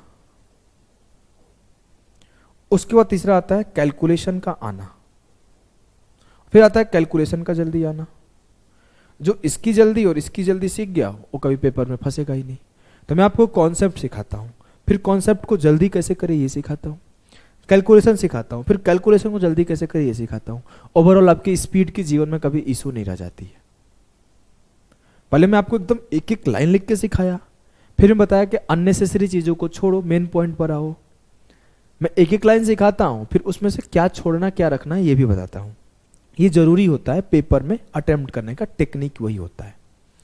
अगर मैं आपसे बोलूं कि 315 यूनिट, इसको कैलकुलेट करने की क्या जरूरत है, चलो करना है तो कर लो, 20 गुणे 115 के बराबर है। 5 से काटा, 5 से 30, 5 दिया 15, 23 बार में खत्म हो गया। 23 दूने 46, 1 यूनिट बराबर हो गया 460 अपॉन 63। 100 यूनिट बराबर होगा 46,000 बटे 63। 6 7 42, 6 8 48, लगभग 7 के आसपास जाएगा। ऑप्शन बी होगा। देखो अगर मैं मल्टीप्लाई करूं तो 6 7 42 लगभग 7 जाएगा। अगर मैं 6 8 48 जाऊं तो 46,000 से अधिक हो जाएगा। तो लगभग मेरा 7 से ही जाता, जो कि एक ही ऑप्शन था पेपर में। एक स्टूडेंट है मेरा यस, उसके पेपर का सवाल था, जब वो गलती किया था तो उसी टाइम मेरे पास भेजा था, उसी टाइम उसको मैं एक लाइन में सॉल्यूशन करके 20 सेकंड के अंदर सिखा दिया था। तो वो बोला था कि हाँ सर आप बैठते तो सच में हो जाता, क्योंकि मैं ऑप्शन आंसर टिक कर दिया था और सिर्फ इतना लिखा था। तो उसको यही चीजें आपको भी सिखा रहा हूं। अभी से आप कैलकुलेट करने में अगर फंसते हो तो टाइम लग जाएगा, आपको थोड़ा ऑप्शन पे ध्यान रखना है। अगर आप 7 बार ले जाओगे तो 7 तिया 21, 7 तिया 21, 2 बचा, 7 छके 42, 2 44, 19 हुआ। फिर आप बोलोगे 63 तिया 189, 10 हो गया। तो 73 सही 10 अपॉन 63, 73 सही 10 अपॉन 63। मैं यही अप्रोक्सीमेशन के साथ 73 नहीं, कुछ गलती हुआ है। अच्छा जाएगा नहीं, अब तो 0 बार में जाएगा। 730, कुछ गड़बड़ किया हूं क्या? कहीं कोई गड़बड़ हुआ है क्या भाई? डिवाइड में कोई भागा में गड़बड़ किया हूं। 730 टाइम्स जाएगा, भागा में कुछ गड़बड़ किया हूं। मैं देख लेता हूं, आंसर ये होगा। देखता हूं क्या गड़बड़ है, फिर से भागा दे देते हैं, कोई बड़ी चीज नहीं है। जो मैं सिखाना चाहता हूं ना वो सीखना, कि 63 से भागा दिया 46,000 को, मैं पहले 7 बार में ले गया। 7 तिया 21, 7 छके 42, 2 44, कितना बचा? 10 से 1 गया 9, और 5 से 4 गया 1, 1 0 उतरा। 63 तिया 189, कितना बचा? 1, ऊपर से उतरा 10। अब ये नहीं जाएगा तो एक बार 0 बार ले जाना पड़ेगा। 0 बार यूं ले जाना पड़ेगा क्योंकि मुझे जो रिमाइंडर थ्योरम का कॉन्सेप्ट होता है उसे सेटिस्फाई कराना पड़ेगा। उसे सेटिस्फाई कराने के लिए एक बार 0 बार ले जाना पड़ेगा। अगर मैं रिमाइंडर थ्योरम का कॉन्सेप्ट बोलूं तो होता है भाज्य बराबर भाजक गुणे भागफल जोड़ शेषफल। अंग्रेजी मीडियम के लिए डिविडेंड बराबर divisor into quotient plus remainder होता है। मेरा जो ये है 46,000 है, अगर मैं इसे ऐसे कर दूं 73 गुणे 63 प्लस 10, तो ये 46,000 के बराबर नहीं आएगा। इस कंडीशन को सेटिस्फाई कराने के लिए मुझे एक बार 0 बार ले जाना पड़ेगा।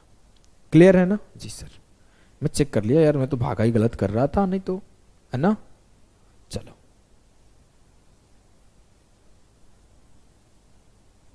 कुछ गड़बड़ उड़बड़ करता हूं तो माफ करना। ऑप्शन बी सही होगा। आगे बढ़े, बढ़ते। आ जाओ, अब हम लोग एक टर्म नया पढ़ेंगे यहां से। वो टर्म है डाउन पेमेंट का। क्या वो टर्म है भाई? Down payment. अलग से लिख लो जिसे याद रहेगा, डाउन पेमेंट। समझना चीजों को, इस शब्द को एक बार समझ लो। अगर मैं बोला कोई सामान खरीदने गया, या फिर मैं किसी से कुछ ले रहा हूं, सामान खरीदने ही समझो। मैं एक आईफोन खरीदने गया, किडनी तो नहीं बेचना पड़ा, लेकिन चलो खरीदने गया। आईफोन खरीदने गया तो आईफोन वाले भैया ने बोला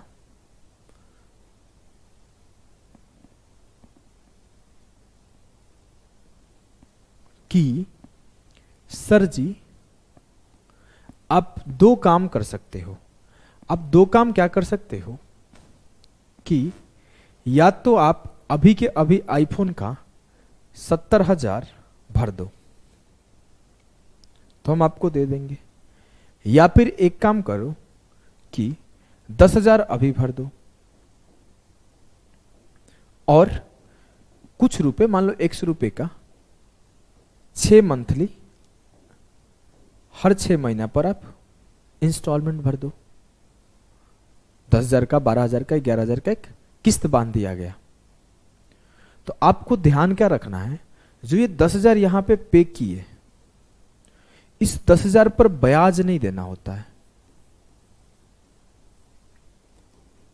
ब्याज नहीं देना होता। ऐसा नहीं वो कर सकता ना कि पहले 70,000 पर पूरा ब्याज जोड़ेगा, वो पूरा ब्याज जोड़ के पहुंचाएगा कि इतने का आपका ड्यू डेब्ट हुआ, और फिर कहेगा 10,000 माइनस कर लो। डाउन पेमेंट उसी टाइम माइनस हो जाता है उस सामान के प्राइस से या फिर उस कर्जे से। मैं सीधा बात करूंगा कि 70 से 10 गया 60,000, अब मेरे ऊपर कर्जा जो हो गया 60,000 का हो गया, और इस 60,000 को 6 मंथली पेमेंट या फिर ईयरली पेमेंट 6 इंस्टॉलमेंट में दूंगा। ये 10,000 है वो सीधा सीधा माइनस कर लेता है। बस इसी बात को ध्यान रखना है। अगर आप अपने जीवन में भी कभी कोई सामान खरीदने जाओ तो जो डाउन पेमेंट कर रहे हो, डाउन पेमेंट के ऊपर आपको ब्याज नहीं भरना होता है। डाउन पेमेंट पे आपको ब्याज भरना ही नहीं है, डाउन पेमेंट उसी टाइम उससे माइनस हो जाता है। बस एक छोटा सा पॉइंट है। क्लियर है? जी सर क्लियर है। छोटा सा पॉइंट आपका एकदम क्लियर है। तो मैं आपको आ जाओ सिखाता हूं पहले इस सवाल को। सारे सवाल ही सीखेंगे हम लोग, लेकिन पहले इस सवाल को सिखाऊंगा क्योंकि कैलकुलेशन ना थोड़ा समझना अच्छी चीज है। कैलकुलेशन समझ जाओगे ना तो आप एक बार में करने लगोगे। पहला वाला सवाल ढेर कैलकुलेटिव था, इस सवाल को थोड़ा आसान था। कैलकुलेशन इसका आसान है। चलो इसे करने का कोशिश करो। A sofa set is available for 48,500 in cash or on cash down payment of 10,500 plus 3 equal monthly installments thereof. If the rate of interest charged under the installment scheme is 16% per annum, then assuming the interest as simple, find the amount to be paid monthly. एक sofa set 48,500 रुपये नकद या 10,500 रुपये के नगद अग्रिम भुगतान और 3 समान मासिक किस्तों पर उपलब्ध है।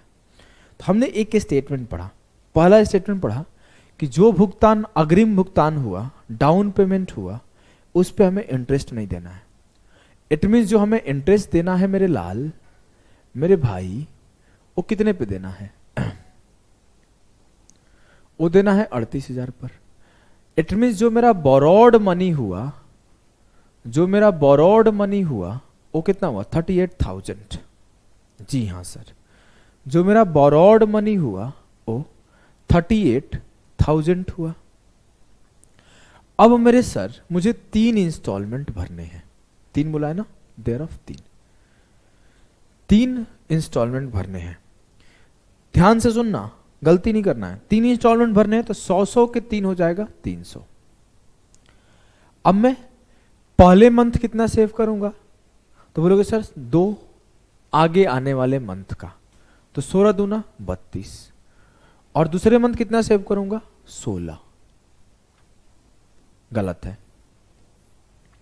यह गलती आपको बिल्कुल नहीं करना है। सर कहां गलत है, कैसे गलत है? हम लोग बात कर रहे हैं मंथली इंस्टॉलमेंट का, और जो रेट ऑफ इंटरेस्ट गिवन है वो आपके ईयरली गिवन है। आपके 12 मंथ्स में जो इंटरेस्ट रेट मिल रहा है वो 16% मिल रहा है। तो जो आपके 1 मंथ में इंटरेस्ट मिलेगा वो कितने का मिलेगा? 16/12। इट मीन्स आप जो सेव करोगे 2 मंथ का, वो कितना सेव करोगे? 16 दूना 32/12। और जो दूसरी बार सेव करोगे 16/12। बहुत लोग कंफ्यूज हो गए होंगे, मुझे पता है कंफ्यूज हो गया होगा, सबका दिमाग हैंग कर गया होगा। ये हो क्या रहा है, ये हो क्या रहा है? कोई बात नहीं, हम लोग फिर से समझेंगे सब कुछ शुरुआत से। हमें इतना पता है सर कि मैं अगर 100 रुपया पे किया पहले महीने, दूसरे महीने 100 रुपये पे किया, तीसरे महीने 100 रुपये पे किया, तो पहले महीने जो आगे आने वाले 2 महीने का ब्याज है उसे बचा लूंगा। और मुझे इतना पता चल गया कि 1 महीने में आने वाला ब्याज है 16/12% का। तो 1 मंथ में 16/12% आ रहा है, तो 2 मंथ में कितना आएगा? 2 गुणा 16/12%। It means 32/12%। तो मेरा जो सेविंग होगा 32/12 रुपीज का होगा। यहां पर ये बोला ही नहीं गया कि ईयरली भरना है। ईयरली भरना था तो हम लोग 1 साल का इंटरेस्ट देख रहे थे, सॉरी। यहां पे हम लोग मंथली देख रहे हैं। तो 1 मंथ में 16/12% था, तो 2 मंथ में 32/12 होगा। जी हाँ। अगर मैं दूसरा इंस्टॉलमेंट की बात करूं तो इस पे 1 मंथ का पे करना होगा। तो ये आपका कितना बचेगा? 1 मंथ में 16/12 बच रहा है, तो 16/12 बचेगा। तो ये मैं पे करूंगा और ये मैं बचा लूंगा। 32/12 प्लस 16/12 48/12। तो जो मेरा पे करना होगा 304 मेरा ड्यू डेप्ट बनेगा। 12 चौके 48 काट दिया, तो 300 मैं पे करूंगा और 4 में सेव करूंगा, तो 304 में पे करूंगा। ये बात आप क्लियर समझ गए कि मैं कितना यूनिट का पेमेंट कर रहा हूं? ये बात आपको, मेरे को नहीं लगता आप कंफ्यूजन होगा। बस यहां पे एक चीज जो ध्यान देने वाला था कि मंथली बात हो रहा है लाल, मंथली बात हो रहा है, ईयरली नहीं बात हो रहा है। तो आपको अपने जो रेट है उसको 12 से डिवाइड करना पड़ेगा, बस इतना ही ध्यान देना है। तो 300 प्लस 32/12 प्लस 16/12, 32 और 16 48, 48/12 4 हो गया, तो 304 यूनिट किसके बराबर होगा? सर ये जो बराबर होता है, ये बराबर होता है ड्यू डेब्ट के। किसके बराबर होता है? ड्यू डेब्ट। मुझे पता क्या है? मुझे पता है कि ये मेरा बोरोड मनी है। अब बोरोड मनी पता है तो मैं इंटरेस्ट निकालू, कितना आएगा? सर मुझे 3 महीने का इंटरेस्ट बताना है। 3 महीने का, 1 महीने का इंटरेस्ट है 16/12%, तो 3 महीने का होगा 3 × 16/12, तो 3 चौके 12, 4 चौके 16, 3 महीने में 4% का ब्याज आएगा। ध्यान से सुनना, फिर गड़बड़ करोगे, नहीं समझोगे, मैं बार बार नहीं समझाऊंगा, ध्यान से देखो। 1 महीने में मुझे 16/12% का ब्याज आ रहा है, तो 3 महीने में मुझे 4% का ब्याज आएगा, और मैं टोटल इंटरेस्ट मेरा 4% हुआ, तो मेरा अमाउंट कितना होगा? 104%। मेरा मिश्रधन होगा 104%। तो बोरोड मनी का 104% कर दो। 38,000 का 104/100। आप इसको ऐसे भी कर सकते थे मेरे लाल, अब ध्यान से देखना कैसे कर सकते थे। आप इसको ऐसे भी सोच सकते हो, सोचने का तरीका सिखा रहा हूं कि 4% का मतलब होता है 1/25, तो 25 के ऊपर 1 का ब्याज, तो ये सीधा सीधा 26/25 भी हो सकता है। 26/25 भी हो सकता है। अब 104/100 था, तो इसी को आप अब 4 से काटोगे तो ये 26/25 ही होगा।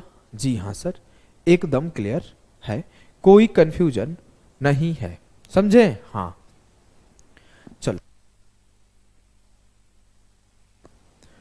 अब देखो आप अगली बात को ध्यान से देखो। ये 26/25 कैसे हो रहा है? तो ये वही चीज है, 26/25 का मतलब 104%, 104/100। अब मैं आपसे बात करूं, काटाकुटी करते हैं। 304 यूनिट बराबर हुआ 38,000 गुणे 26/25। 19 से कट रहा है, 19 से कम 19, 19 छक्के 114, 19 दूना 38।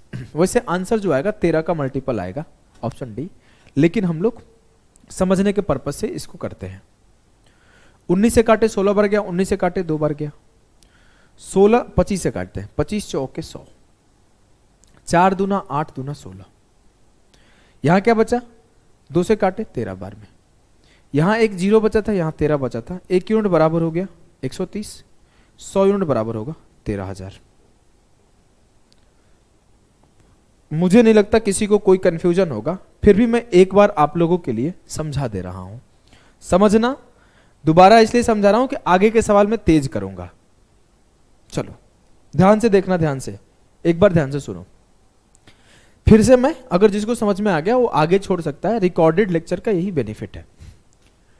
अब देखो मैं बोला 48,500 का मेरा सोफा था, 10,500 मेरा डाउन पेमेंट हुआ, तो इस 10,000 पेमेंट पर मैं कोई भी ब्याज का भुगतान नहीं करूंगा, कोई भी इंटरेस्ट नहीं दूंगा, मैं सिर्फ 38,000 के ऊपर इंटरेस्ट दूंगा और यही मेरा बोरोड मनी कहलाएगा।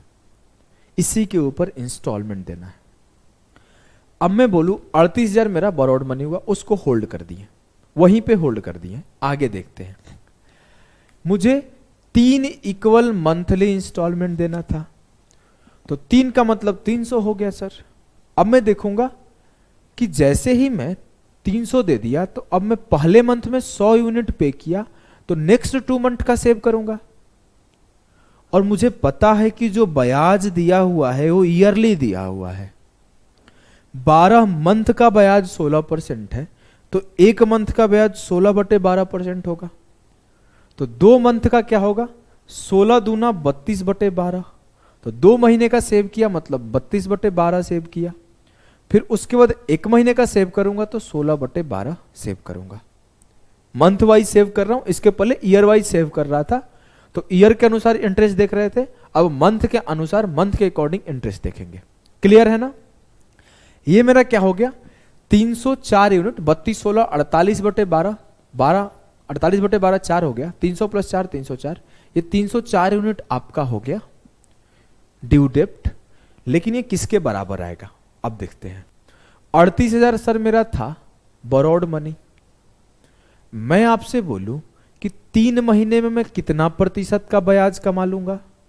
सर 1 महीने में मैं 16/12% का ब्याज कमाता हूं, इंटरेस्ट कमाता हूं, तो 3 महीने में 3 × 16/12% का कमाऊंगा, तो 3 चौके 12 4 चौके 16, 3 मंथ्स में मैं 4% का इंटरेस्ट कमा सकता हूं।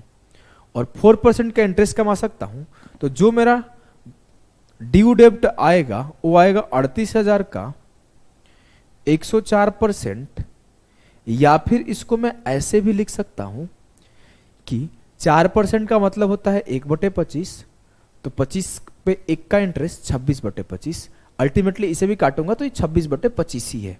बस ये लिखने का तरीका है, कुछ और नहीं है, आपको पता है। तो मेरा ये हो गया ड्यू डेब्ट और ये भी हो गया ड्यू डेब्ट यूनिट में।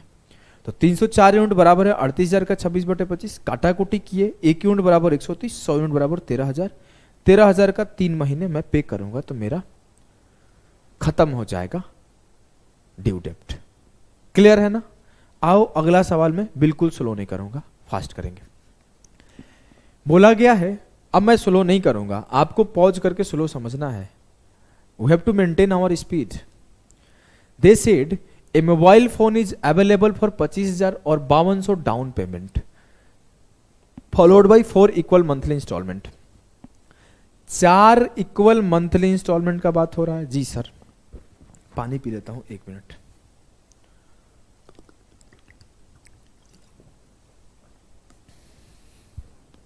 देखो 4 पेमेंट का बात हुआ, 4 × 100 400, 12 महीने के लिए 25% है, तो 1 महीने के लिए 25/12, तो 3 महीने के लिए 25 थी या 75/12, 2 महीने के लिए 50/12 और 1 महीने के लिए 25/12 सेविंग हो गया।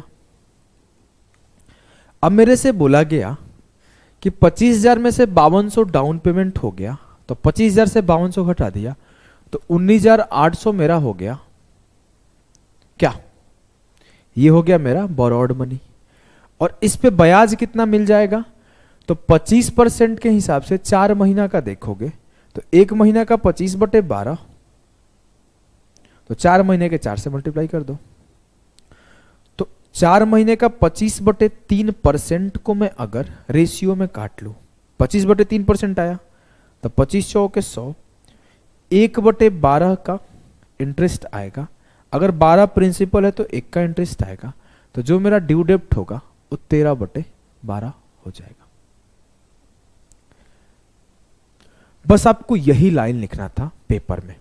अगर मैं एग्जाम हॉल में हूं सिर्फ इतना लिखूंगा, सिर्फ, और कुछ नहीं लिखूंगा।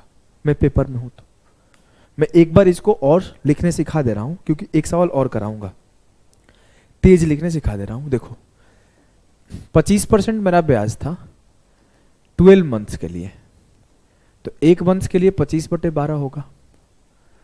तो जब मैं 4 इंस्टॉलमेंट पे कर दूंगा तो पहले 3 महीना का सेविंग करूंगा, तो 25 दिया 75/12, फिर 2 महीने का सेविंग करूंगा 25 दूना 50/12, फिर 1 महीने का सेविंग करूंगा 25/12। तो ये मेरा बनेगा ड्यू डेब्ट। ऐड किया 75 25 100 150/12 400 प्लस 150/12 को अगर काटा कुटी मचा रहा हूं तो 25 छक्के 150 6 दूना 12 2 चौके 825/2। क्लियर है? ये 150/12 को काटा 825/2 आया। जी हाँ, चलिए अब मैं आपसे बोलूं ये किसके बराबर होगा, तो सर 25,000 में से मैं 19,800 ही मेरे को पे करना है, 5200 तो डाउन पेमेंट हो गया। हाँ 19,800 पर, लेकिन इंटरेस्ट तो पे करना पड़ेगा ना। जी हाँ, तो 4 महीने का इंटरेस्ट कितना आएगा, मैं देख लिया 4 महीने का इंटरेस्ट आएगा 25/3%। दोनों तरफ 4 से मल्टीप्लाई कर दिया। अब मैं इसे फ्रैक्शन में कन्वर्ट कर लेता हूं जिससे आसान हो जाएगा। 1/12, 12 के ऊपर 1 का ब्याज है, तो 13/12 का अमाउंट पे करना पड़ेगा। अब ये काम मैं तेज कर लेता है 1 सेकंड के अंदर, सिर्फ यही काम आपको करना था, इतना ही आपको दिमाग लगाना था, और ये लाइन लिखते आंसर आपका आ जाएगा। अगर मैं इसे लिख लूं 19,800 गुणे 13/12, 13 का मल्टीपल ही आंसर आएगा, एक ही है, क्योंकि ये तो 11 कट जा रहा है। देखो 11 गुणे 18, 11 7 77, 11 5 75। अगर मैं बोलूं 6 दूना 12, 6 तिया 18, 3 से काटा 25 बार, 2 से 2 खत्म, 25 यूनिट बराबर है 1300 के, तो 1 यूनिट बराबर है 52, 100 यूनिट बराबर है 5200। क्लियर है ना? एक सवाल इस टाइप का और कराता हूं और एक सवाल आपको होमवर्क दे दूंगा। आ जाओ, थोड़ा तेज करेंगे इसको, कोशिश करेंगे तेज करने का। मैं तेज बोल बोल के स्लो करा दे रहा हूं, तुम लोग इसीलिए बिगड़ गया है। ये तो आसान ही हो गया, 12% दे दिया तो आसान हो गया। चलो फिर भी मैं कर देता हूं। डिलीट तो नहीं हो गया ना? एक और सवाल था यार बीच में, है कोने में चिपका हुआ है ICR का आया हुआ। आगे वाला इजी है, आपको छोड़ दूंगा, ये वाला करा दे रहा हूं। सवाल है कि 4 मंथली इंस्टॉलमेंट मुझे पे करना पड़ेगा, तो 4 का 400, 15% मेरा ईयरली इंस्टॉलमेंट है, तो 1 महीने का क्या होगा 15/12। पहले सेव करूंगा 15 तिया 45/12, फिर सेव करूंगा 15 दूना 30/12, फिर सेव करूंगा 15/12, और ये बराबर किसके होगा? सर 1 महीने का मेरा 15/12 है, तो मेरे 4 महीने के कितने होंगे? 4 तिया 12, 3 पचे 15, 5%। तो मैं सीधा ऐसे भी लिख सकता था 105%, लेकिन मैं चाहूं तो फ्रैक्शन से भी कर सकता हूं, क्योंकि कैलकुलेशन बचेगा।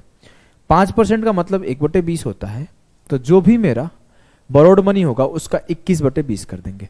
30,000 से 9400 माइनस किया तो 20,600 हुआ, और इसका जो 21/20 होगा ना, ये होगा आपका ड्यू डेब्ट। काटाकुटी करते हैं, 45 15 60 30 90, 407.5 होता लगभग, लेकिन चलो डेसिमल में नहीं जाते हैं, सॉल्व कर देते हैं इजी तरीके से। 815/2, अगर इसको जोड़ोगे तो 45 15 60 30 90/12 होगा।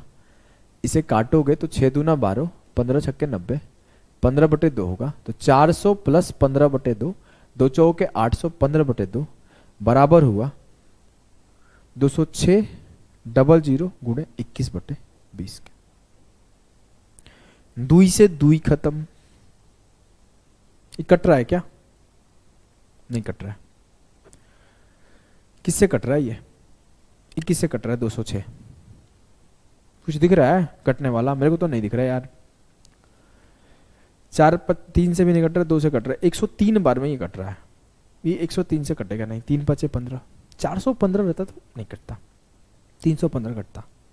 लग रहा है ना कि डेसिमल में इसका आंसर आएगा। कट नहीं रहा है तो हम लोग क्या करते हैं ना, लिखना शुरू करते हैं। कट ही नहीं रहा है, हम लोग क्या कर सकते हैं, देखो 815 यूनिट बराबर हो गया 206 जीरो गुणे 21, तो 1 यूनिट बराबर होगा 2060 गुणे 21 बटे 815। 5 से काट लेते हैं और किसी से कट ना कटे। 16 5 80, 5 दिया 15, 163 इज प्राइम नंबर, फिक्स है, मुझे ये याद है। हम लोग क्या करते हैं ना, 21 से मल्टीप्लाई करके ही चलो कर देते हैं। 5 चौके 20, 5 एकम 5, 5 दूनी 12, 5 दूनी 10। अब मैं बोला 1 यूनिट किसके बराबर आया, 21 दूना 42, 4 बचा, 21 एकम 21 4 25, 2 बचा, 21 चौक 84 और 2 86।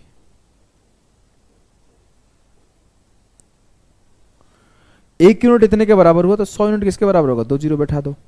16 5 80, 3 5 15, 50 बचा, 16 3 48, 5300 के लगभग जाएगा। आंसर ऑप्शन डी होगा। देखो मैं कैसे किया बताता हूं, मैं कैसे किया बता देता हूं। कैलकुलेशन तो भी मैं किया हूं, आपको भी इतना तेज आना चाहिए ना। जब मैं 16 से ले गया तो 16 5 80 लगभग 800 गया, फिर 3 5 15, 815 हो गया, बचा कितना 50, 16 3 48 हो गया। आप ऐसे भागा तो समझ जाओगे। 865200, 16 5 80। एक चीज और सिखा दूं, जब भी आप कोई हायर डिफिकल्ट डिवीजन करो, डिफिकल्ट मल्टीप्लिकेशन करो, तो ऑप्शन को देखते रहो, कंप्लीट नहीं करना पड़ेगा। कई बार क्या होगा, एक करोगे दूसरे पे आंसर आ जाएगा, बहुत फायदा होता है। अब मैं बोला 16 5 80, 3 5 15, तो ये 815 हो गया, बचा कितना 50, 16 3 48 और 3 3 9, कितना हुआ 489। ये कितना हुआ 11 और 2 13, 53। उसके बाद कुछ भी जाए मुझे फर्क ही नहीं पड़ता, 53 के बाद कुछ आएगा, ऑप्शन डी आंसर हो गया। थोड़ा सा कैलकुलेटिव सवाल पेपर में बनाया गया था, काफी कैलकुलेशन करना पड़ेगा।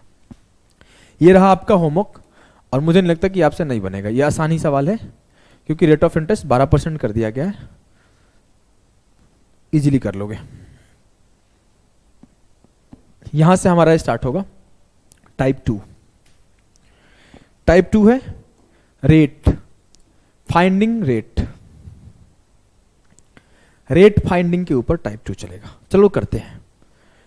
कर लोगे क्या पहला सवाल? हाँ सर कर लूंगा। An electric iron is sold for RS 440 cash और for RS 200 cash down payment with 244 to be paid after 1 month. Find the rate of interest charge is the interest scheme.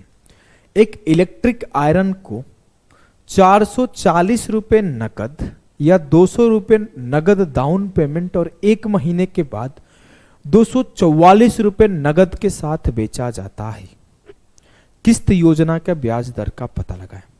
Sir 440 रुपया हम दुकानदार को दे देते तो काम हो जाता। जी हाँ, लेकिन हम दे नहीं पाए। हाँ, हम किए क्या, 200 उस दे दिए उसको, तो मुझे बकाया कितना रह गया, बकाया रह गया 240। लेकिन जब मैं 1 मंथ बाद पे किया तो 240 तो नहीं पे किया हूं। नहीं सर, मैं कितना पे किया, 244 पे किया। मुझे कितना का ब्याज पे करना पड़ा, 4 रुपए का। मैं 440 या तो दे देता, मुझे हो जाता काम। मैं दे नहीं पाया तो मुझे 200 उस टाइम दिया, उस 200 पे ब्याज लगेगा नहीं।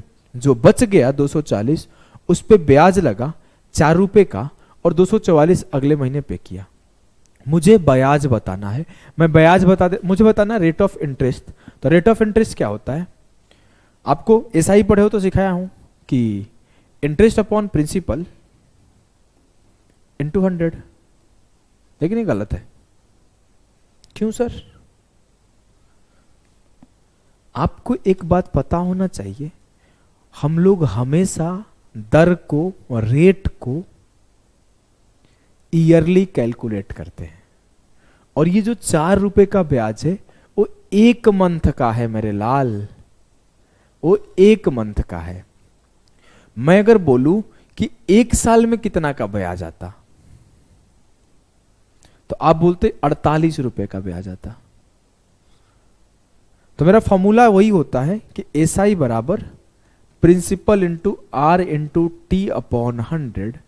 SI 48 है, प्रिंसिपल 240 है, रेट मेरा R है और T मेरा 1 है और ये 100 है। तो जो मेरा रेट आ जाएगा, काटा ये 5 बार में, इसको काटा ये 20 बार में, 48 पाँचे 240, 20 पाँचे 100, रेट आ जाएगा 20%। क्लियर है जी सर? एकदम क्लियर है। आप ऐसे भी यहां पे कर सकते थे, मैं जानबूझ के लिखा हूं, इसका यूज मैं बाद में दिखाऊंगा कि 48 का ब्याज है 240 के ऊपर इंटू 100, तो आपका 20% ही आता। ये लिखा हूं मैं कुछ सोच समझ के। 20% कैसे आया इतना तो समझ गए ना। 20% ईयरली चार्ज है। इसके पहले हम लोग क्या कर रहे थे, जब हम लोग को मंथली पेमेंट करना हो रहा था तभी तो 12 से डिवाइड कर रहे थे। पीछे के सवाल अभी कितना पढ़े हो, इतने सारे पढ़े हो ना, सबको 12-12 से डिवाइड कर करके पढ़े हो। क्यों 12 से डिवाइड कर रहे थे? क्योंकि हम लोग मंथली कैलकुलेट करने के लिए उस रेट पे जाना पड़ रहा है। वैसे यहां मंथली ब्याज दिया हुआ था, हमें ईयरली परसेंटेज निकालना था रेट का, तो हम लोग को 12 से मल्टीप्लाई करना पड़ा। समझ गए ना मेरे लाल? यस सर, समझ गए? या फिर हमें ऐसा करना पड़ेगा, एक चीज और समझ लो, या फिर हमें ऐसा करना पड़ेगा। देखो क्या करना पड़ेगा, देख लो, अंडरस्टैंडिंग ले लो। अंडरस्टैंडिंग ले लोगे सवाल सब सॉल्व होगा। कि मेरा 4 रुपए का ब्याज है, जी हां सर। प्रिंसिपल मेरा 240 रुपए का है, जी हां सर। रेट मेरा R है, जी हां सर। और टाइम मेरा 1 महीना है। मुझे पता है कि 12 महीने में 1 साल होता है, तो 1 महीने में 1/12 साल होगा। और हम यहां पे टाइम रख देंगे 1/12 और नीचे 100 है। तो बात वही है, 12 इधर मल्टीप्लाई होगा, 12 चौक 48। हमें टाइम को 1/12 रखना पड़ा। टाइम जो है 1/12 महीने का है। फिर से कैलकुलेट करोगे आंसर हो जाएगा 4 छक्के 24, 12 पचे 60, 20 पचे 100 और रेट 20%। अल्टीमेटली समझ रहे हो ना? मैं कुछ एडवांस नहीं सिखा रहा हूं, मैं बहुत बेसिक बात सिखा रहा हूं। इसको अंडरस्टैंड कर जाओ। वो सब टाइम का गेम है। कभी 1 महीने टाइम है, कभी 5 महीने टाइम है, कभी 6 महीने टाइम है। और जैसे टाइम है वैसे ब्याज लगेगा। 5 महीने टाइम है तो 5 महीने के हिसाब से ब्याज देंगे। 1 महीना टाइम है तो 1 महीने के हिसाब से इंटरेस्ट देंगे। और मेरा 12 महीने टाइम है तो 12 महीने के हिसाब से इंटरेस्ट देंगे। क्लियर है ना भाई? मुझे नहीं लगता कोई कंफ्यूजन है। अभी 2 सवाल और करोगे पूरा क्लियर हो जाएगा। DSSB का सवाल आपके सामने है। आपको ना अभी और डेवलप होगा अंडरस्टैंडिंग। बहुत सारा मैं ये भी बताता हूं कहां गलतियां होती है। देखो, Nandan can purchase a track suit for RS 2400 cash और for RS 1000 cash down payment and 2 monthly instalment of RS 820। Find the rate of interest. Nandan रुपए में एक, यार थोड़ा सा हिंदी गड़बड़ हो गया। नंदन 2400 रुपए में एक ट्रैक सूट खरीद सकता है या 1000 नकद डाउन पेमेंट और 2 मासिक किस्तें 800 का प्रत्येक। ये 2400 का यहां प्लेस है, गलती से ये आ गया यहां। ये 2400 नगद यहां रहना चाहिए था। हिंदी इंग्लिश गड़बड़ हो गया, थोड़ा सा गड़बड़ हो गया। ये 2400 नगद यहां रहेगा। नंदन क्या कर सकता है?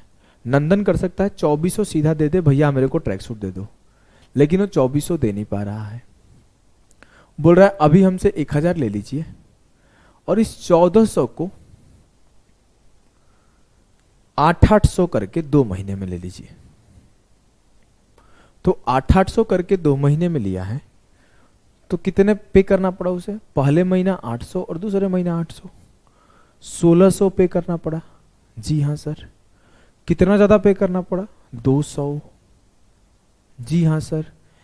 ये 200 2 महीने के लिए ब्याज पे करना पड़ा। जी हां सर। तो लगा दो तरीका कि 200 का इंटरेस्ट मिला 1400 का प्रिंसिपल था, रेट मेरा आर था, टाइम मेरा 2 महीना था, तो 2/12 कर देते हैं साल में। हाँ सर, और ये R/100 तो होता ही है। ये 2/12 कर दो या फिर इसको 12 गुना कर दो, मतलब या तो ये 2 महीने का है 200, तो 12 महीने का निकाल लो 1200, या फिर इसको टाइम को 2/12 कर दो। बात तो बराबर है ना, पीछे वाले में भी देखो हम लोग वो कर सकते थे, या तो इस 12 को 12 चौके 48 कर देते, या फिर हम लोग 1/12 कर देते। बात तो क्लियर था ना। हाँ, फिर हमने कैलकुलेट किया और हमने अपना भारी सा मिस्टेक कर दिया इस सवाल में। क्या यार सर लिख के गलती करवा देते हो, नोट्स खराब हो गया मेरा, है ना। ये लिख लेना और लिख के काट देना। ये क्यों सिखा रहा हूं ना, इससे आपको याद रहेगा कि ये नहीं करना है, नहीं करना है आपको। चलते हैं हम लोग बैक टू द स्क्वायर। मैं हमेशा बोलता हूं शुरू से शुरू करो, शुरू से शुरू करते हैं।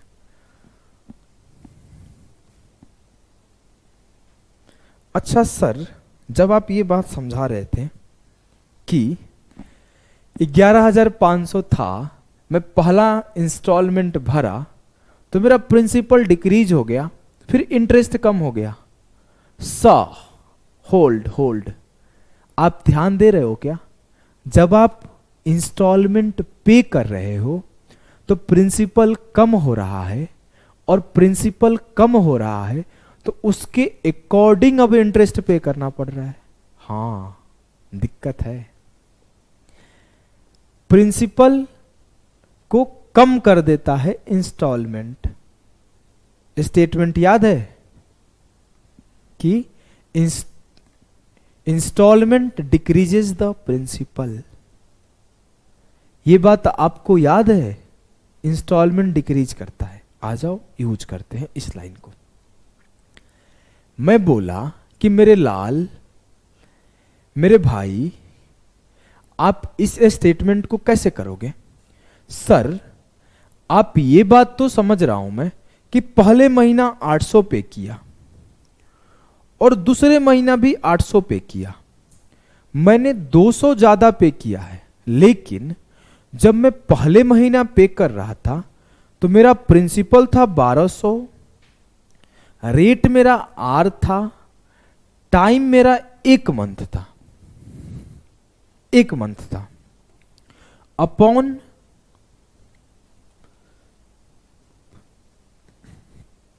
एक मंथ को साल में बदलोगे तो 1/12 और रेट को 100 से डिवाइड करोगे R% के लिए, ये 1200 हो जाएगा। 1200 डायरेक्ट क्यों लिखा? ये 1/12 साल का है और ये R/100 है, तो पूरा 1200 मल्टीप्लाई करके लिख दिया। पहले महीने में इतने का ब्याज उठाता, हाँ सर, लेकिन दूसरे महीने में मेरा प्रिंसिपल डिक्रीज हो जाता। कितने से डिक्रीज हो जाता? 800 से। अब दूसरे महीने का जो ब्याज जाएगा सर, वो 400 के ऊपर जाएगा, क्योंकि आपने शुरुआत में ही पढ़ाया है instalment decreases the principal. Instalment decreases the principal. जैसे ही आप पहला इंस्टॉलमेंट पे करोगे, प्रिंसिपल घट जाएगा और उस प्रिंसिपल के ऊपर इंटरेस्ट लगेगा। पुराने प्रिंसिपल के ऊपर इंटरेस्ट नहीं लगेगा। इंस्टॉलमेंट उस प्रिंसिपल को डिक्रीज कर देता है। याद है? याद नहीं है तो रिवाइज कर लो मेरे लाल। आ जाओ फिर से चलते उसी पॉइंट पर।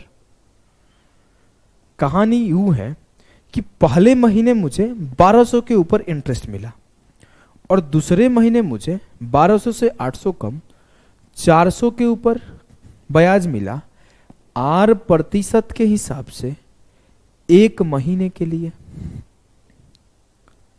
1 महीने का 1/12 और R का R/100। और जो मुझे पूरा ब्याज पे करना पड़ा 2 महीने में, वो 200 रुपए का पे करना पड़ा। तो ये बराबर हुआ, ये बराबर हुआ 200 के। समझे? समझ में आया? मैं पहले महीने 1200 कहां से लिख दिया बे? अरे रे, सॉरी सॉरी सॉरी, सब के सब कंफ्यूज होंगे लौंडे। अरे यार, गड़बड़ कर दिया मैं तो, मैंने बहुत बड़ी गड़बड़ करी है। अभी मिट भी नहीं रहा है। मैं आपको सिखाता हूँ, टेंशन नहीं लो, टेंशन नहीं लो, मैं अभी समझा दूंगा सब कुछ। हमने पहले महीने 1400 के ऊपर ब्याज लिया है, और जब ये 800 घट गया दूसरे महीने 600 के ऊपर ब्याज दिया है। हमने पहले महीने इस 1400 के ऊपर ब्याज दिया है, और इस पे 800 का इंस्टॉलमेंट भरते ही दूसरे महीने 600 के ऊपर ब्याज दिया है। कोई हड़बड़ा के कमेंट और मैसेज नहीं करेगा यहाँ पे कि सर आपने गलती कर दिया, गलती कर दिया, गलती कर दिया, 1200 लिख दिया था। अब फिर से एक बार समझ लो, हमेशा ये कहानी है कि इंस्टॉलमेंट डिक्रीजेज द प्रिंसिपल, और यहां पे प्रिंसिपल है 1400, 1400 के ऊपर पहले महीने का ब्याज, इस पे 800 कम हुआ, 600 के ऊपर दूसरे महीने का ब्याज, और टोटल ब्याज 200 है। अब मैं क्या किया, मैं एक काम करता हूं, R इंटू टी को कॉमन करता हूं, तो 1400 प्लस 600 इंटू RT %, क्योंकि RT % तो चेंज नहीं होने वाला है, ये R इंटू टी हमेशा रहेगा, तो R इंटू 1/12 कर दिया। चेंज तो सिर्फ प्रिंसिपल में आ रहा है, ऐसा थोड़ी है कि रेट और टाइम में चेंज आ रहा है। R/100 इंटू 1/12, और ये बराबर किसके हुआ, 200 के। मेरा रेट तो फिक्स है, यहां पे भी R% का ही रेट है और 1 महीने का ही टाइम है, यहां पर भी R% का ही रेट है और 1 महीने का ही टाइम है। जी हाँ, अब मैं क्या किया, 1400 प्लस 600 2000 बराबर गुणे R/1200 बराबर होगा किसके, 200 के। 1400 प्लस 6 2000 गुणे R/1200 बराबर 2000, काटा कोटी करते हैं, 200 से सीधा काट लेते हैं 200, R बराबर हुआ 120%। क्लियर है, एकदम क्लियर है सर, बहुत ही तगड़े तरीके से क्लियर है। इस बात को मैं जीवन भर याद रखूंगा, भूलूंगा नहीं, और ये गलती मैं नहीं करूंगा। आइए 2 क्वेश्चन इस पे प्रैक्टिस करते हैं।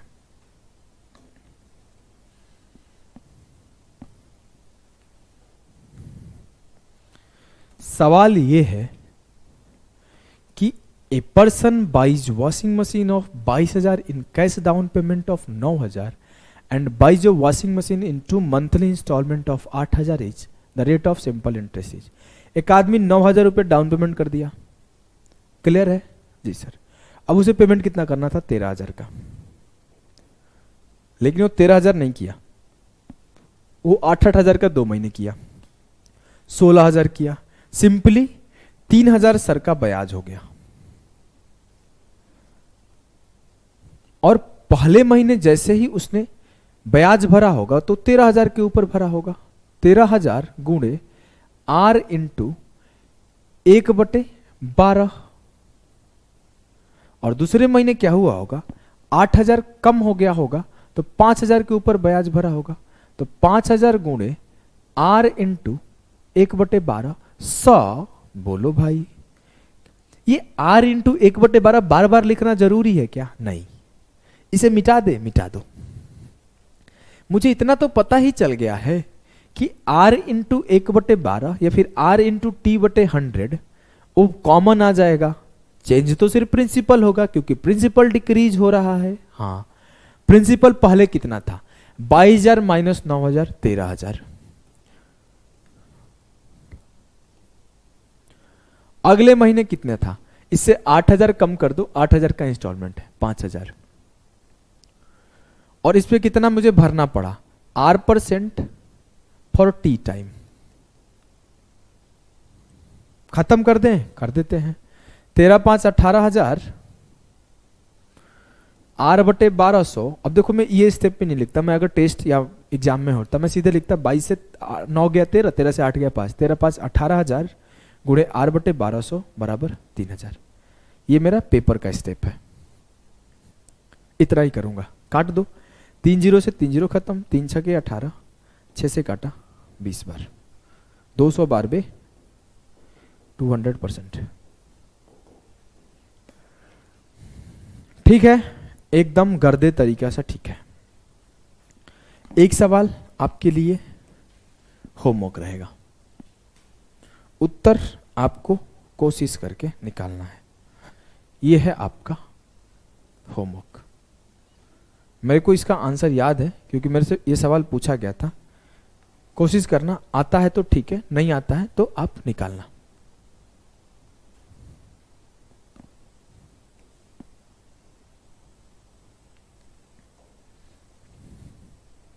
अब कहानी बदला। अब कहानी क्या बदला देखो। If the price of an article is 9000, if this article is purchased on the cash down payment of 2200 and rest can be paid in 5 equal monthly installment। अब ये 5 महीने का इक्वल इंस्टॉलमेंट पे हो रहा है और हर इंस्टॉलमेंट 1400 का है अगले 5 महीने के लिए। रेट ऑफ एसआई बताओ। यदि किसी वस्तु की कीमत 9000 है, 2200 नगद भुगतान हो गया, 9000 से 2200 में सिंपली घटा दिया, 6800 बचा। 6800 के ऊपर ही मुझे भरना पड़ेगा भैया इंटरेस्ट। हाँ सर। अब मुझसे बोला गया मैं भरा कितना, 1400 के 5 इंस्टॉलमेंट भरा, 14 5 70, 7000 का ब्याज भरा। जी हाँ, ब्याज कितना भरना पड़ा, 200 रुपए का।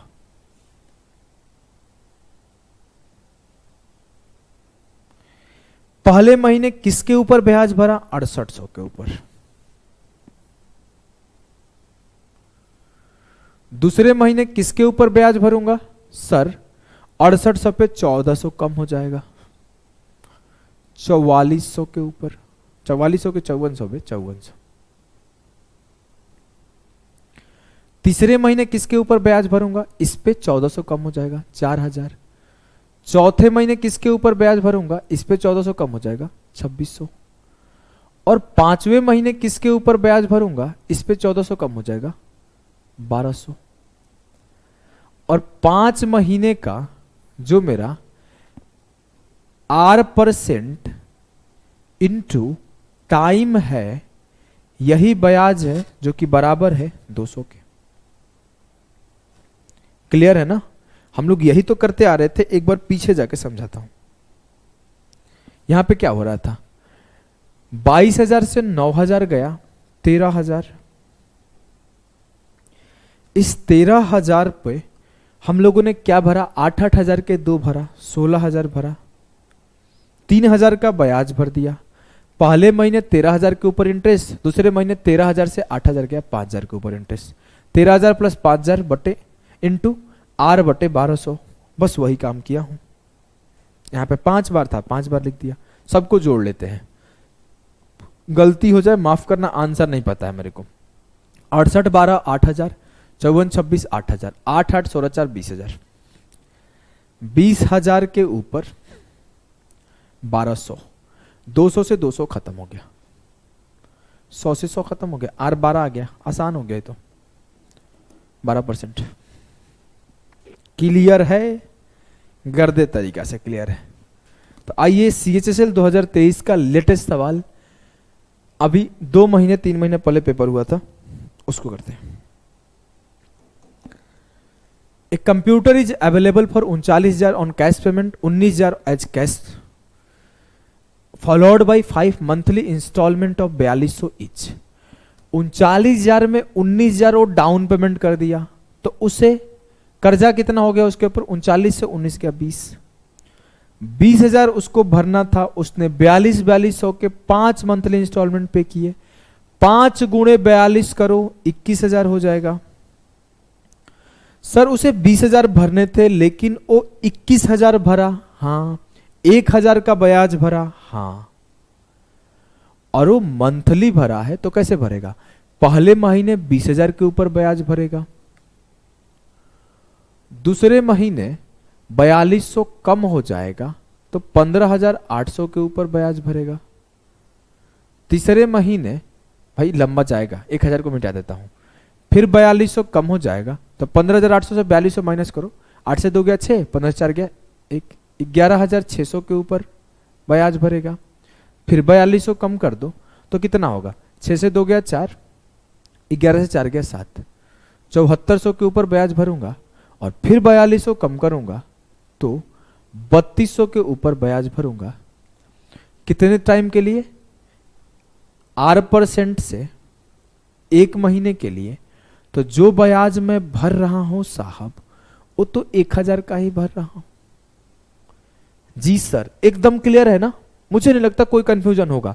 अगर आप एक एक मंथ लोगे तो 20000 गुणे R गुणे T, 15800 गुणे R गुणे T, 11600 गुणे R गुणे T, अलग अलग R गुणे T होगा।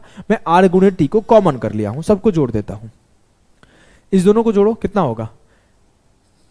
20000 हो जाएगा वो भी। हाँ, इस दोनों भी 20000 होगा। नहीं वे, ये 19000 ही होगा। घटाने में गलती नहीं किया हूं ना? नहीं, सब सही है, सब सही है, सब सही है। लकीली कहीं गलती नहीं है। हाँ देखो, 15800 प्लस 3200, ये आपका हो गया 19000, और ये भी हो गया 19000, 38000, 38 और 20 58000।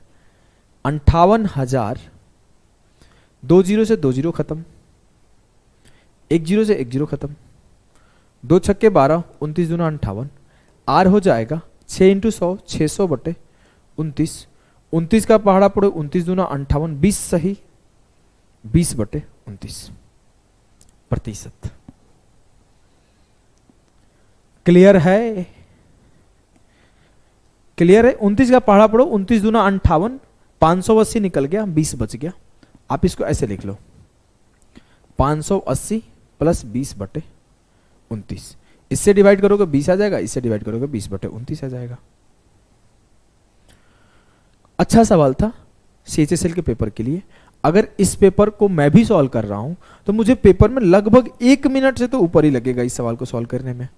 भाई मैं फेंक सकता हूं, 30 सेकंड में बोल देता, कुछ नहीं जाता, 1 मिनट से ऊपर ही जाएगा, क्योंकि ये डेटा लिखना है ना भाई। ये इतना बड़े डेटा को लिख के जोड़ना है। मैं बस इसमें क्या करता ना, दिमाग लगा देता। मुझे एक्सपीरियंस है ना पेपर सॉल्व करने का, और मैं बहुत प्रैक्टिस किया हूं, तो मैं क्या दिमाग लगाता जानते हो? ऐसे लिख देता 20000 और इसे 42 घटा के जल्दी जल्दी 42 घटा के ऐसे लिख देता। मतलब ये जोड़ना ही तो था, तो मैं इसको ऐसे लिख देता, जल्दी जल्दी जोड़ लेता, फिर 58000 के R/12 कर देता, और कुछ नहीं कर पाता। अगर एग्जाम में होता ना तो बस एक चेंज करता मैं जल्दी जल्दी में, और 20000 से 42 घटा के यहाँ, उसे 42 घटा के यहाँ, उसे 42 घटा के यहाँ, इस लाइन में लिखता, फिर सबको जोड़ता और जोड़ के मेन बात को लिखता। देखो अगले सवाल को देखते हैं। अच्छा, अब मुझे नहीं लगता कि आप अगले सवाल को सॉल्व नहीं कर पाओगे। अब सारे सवाल को आप सॉल्व कर लोगे, क्योंकि आपने पैटर्न पकड़ लिया। इन सवाल छोटा करता हूं, जगह बहुत ले रहा है लिखने में, छोटा करता हूं। देखो करो, खुद से करो। अब A tennis racket worth Rs 700 was bought by paying a down payment of 100 and 7 equal monthly installment of Rs 100 each। या तो 700 रुपए अभी दे दो, ले जाओ, या 100 रुपए का डाउन पेमेंट करो और फिर 7 महीने तक 100 रुपए दो। जब मैं 100 डाउन पेमेंट कर दिया तो मुझे पेमेंट कितना करना था? 600 का। लेकिन मुझे पेमेंट करना कितना पड़ रहा है? 100 का 7 महीने 700, 100 रुपए का ब्याज देना पड़ रहा है। किसके ऊपर? 600 के ऊपर। तो 600 में पहले महीने 600 के ऊपर ब्याज दूंगा, दूसरे महीने में 500 के ऊपर ब्याज दूंगा, तीसरे महीने में 400 के ऊपर ब्याज दूंगा, चौथे महीने में 300 के ऊपर ब्याज दूंगा, पांचवें महीने में 200 के ऊपर ब्याज दूंगा, और छठे महीने में 100 के ऊपर ब्याज दूंगा। और इसके ऊपर जो ब्याज लगेगा वो R/1200 का लगेगा, और ये बराबर होगा 100 के। क्लियर है ना? बस तो जोड़ दो, खत्म हो गया। 6 5 11 4 15 3 18 2 20 1 21, 2100 इंटू R/1200 बराबर हो गया 100। 2 जीरो से 2 जीरो खत्म, 3 7 21, 3 चौके 12, R बराबर हुआ 400/7। गर्दा मचा दिए भैया आपने, तो धड़धड़ा के सॉल्व कर रहे हैं आप सवाल, हमको दिख रहा है यहीं से। आइए इस CGL के सवाल को सॉल्व करिए। काफी फेमस सवाल है, मॉक टेस्ट में आने पर बच्चे रोने लगते थे ऐसे सवाल को देख के। बोला गया है 10 रुपए का कर्जा दिया गया और 11 महीना में रिटर्न किया गया 1-1 रुपया करके। तब बताइए क्या ब्याज था? 10 रुपए का कर्जा था सर, हाँ। 1-1 महीना करके 11 रुपए लौटाए हो, हाँ। ब्याज कितना दिया हूं? 1 रुपया। ब्याज में 1 रुपया दिया हूं। पहले महीने 11 के ऊपर ब्याज था, दूसरे महीने 10 के ऊपर ब्याज था, तीसरे महीने 9 के ऊपर ब्याज था, चौथे महीने 8 के ऊपर, पांचवें महीने 7 के ऊपर, छठे महीने 6 के ऊपर, सातवें महीने 5 के ऊपर, आठवें महीने 4 के ऊपर, नौवें महीने 3 के ऊपर, 10वें महीने 2 के ऊपर, और 11 महीने का बात है तो 11वें महीने 1 के ऊपर ब्याज दिया। R बटे 1200 बराबर 1 रुपया का इंटरेस्ट है। कुछ भी गड़बड़ है क्या? नो सर, कोई गड़बड़ नहीं है, कहीं पे गड़बड़ नहीं है, हो गया है गड़बड़, हम ही से हो गया है। सर 10 ही रुपए का कर्जा था ना, आपने 11 से कैसे स्टार्ट कर दिया? हाँ ध्यान दिया करो, पहले महीने 10 के ऊपर ब्याज, दूसरे महीने 9, तीसरे महीने 8, चौथे महीने 7, पांचवें महीने 6, छठे महीने 5, सातवें महीने 4, आठवें महीने 3, नौवें महीने 2, 10वें महीने 1, खत्म हो गया। ठीक ठीक। अब मैं बोलूं सबको जोड़ दो, तो एक फॉर्मूला आपको अगर आता होगा, याद होगा, तो ज्यादा आसान हो जाएगा जोड़ना। सम ऑफ n नेचुरल नंबर जो होता है n इंटू एन प्लस 1/2। अगर कल को आपको ऐसे लिखना हो कि 1 plus 2 plus 3 plus 4 plus 5 plus dot dot dot n, तो इसका सम आता है n plus n, n into n plus 1/2। अब यहां पे यही तो था, 1 plus 2 plus 3 plus 4 plus 5 plus 6 plus 7 plus 8 plus 9 plus 10। अगर आप सम करोगे तो सम करके देख सकते हो, आएगा वही कि 10 इंटू 10 प्लस 1 11/2। इसका सम यही आएगा, 11 पचे 55। सम करके देख लो, 10 9 19 8 27 7 34 6 40 5 45 4 49 3 52 2 54 1 55 आया ना 55। तो आप 55 का R बटे 1200 बराबर 1 होगा, 5 से काटा 11 बार 5 से काटा 240, रेट बराबर आ गया 240 बटे 11। 11 का पहाड़ा पढ़ लो, 11 दूना 22, 11 कम 11 21 सही 9 बटे 11%।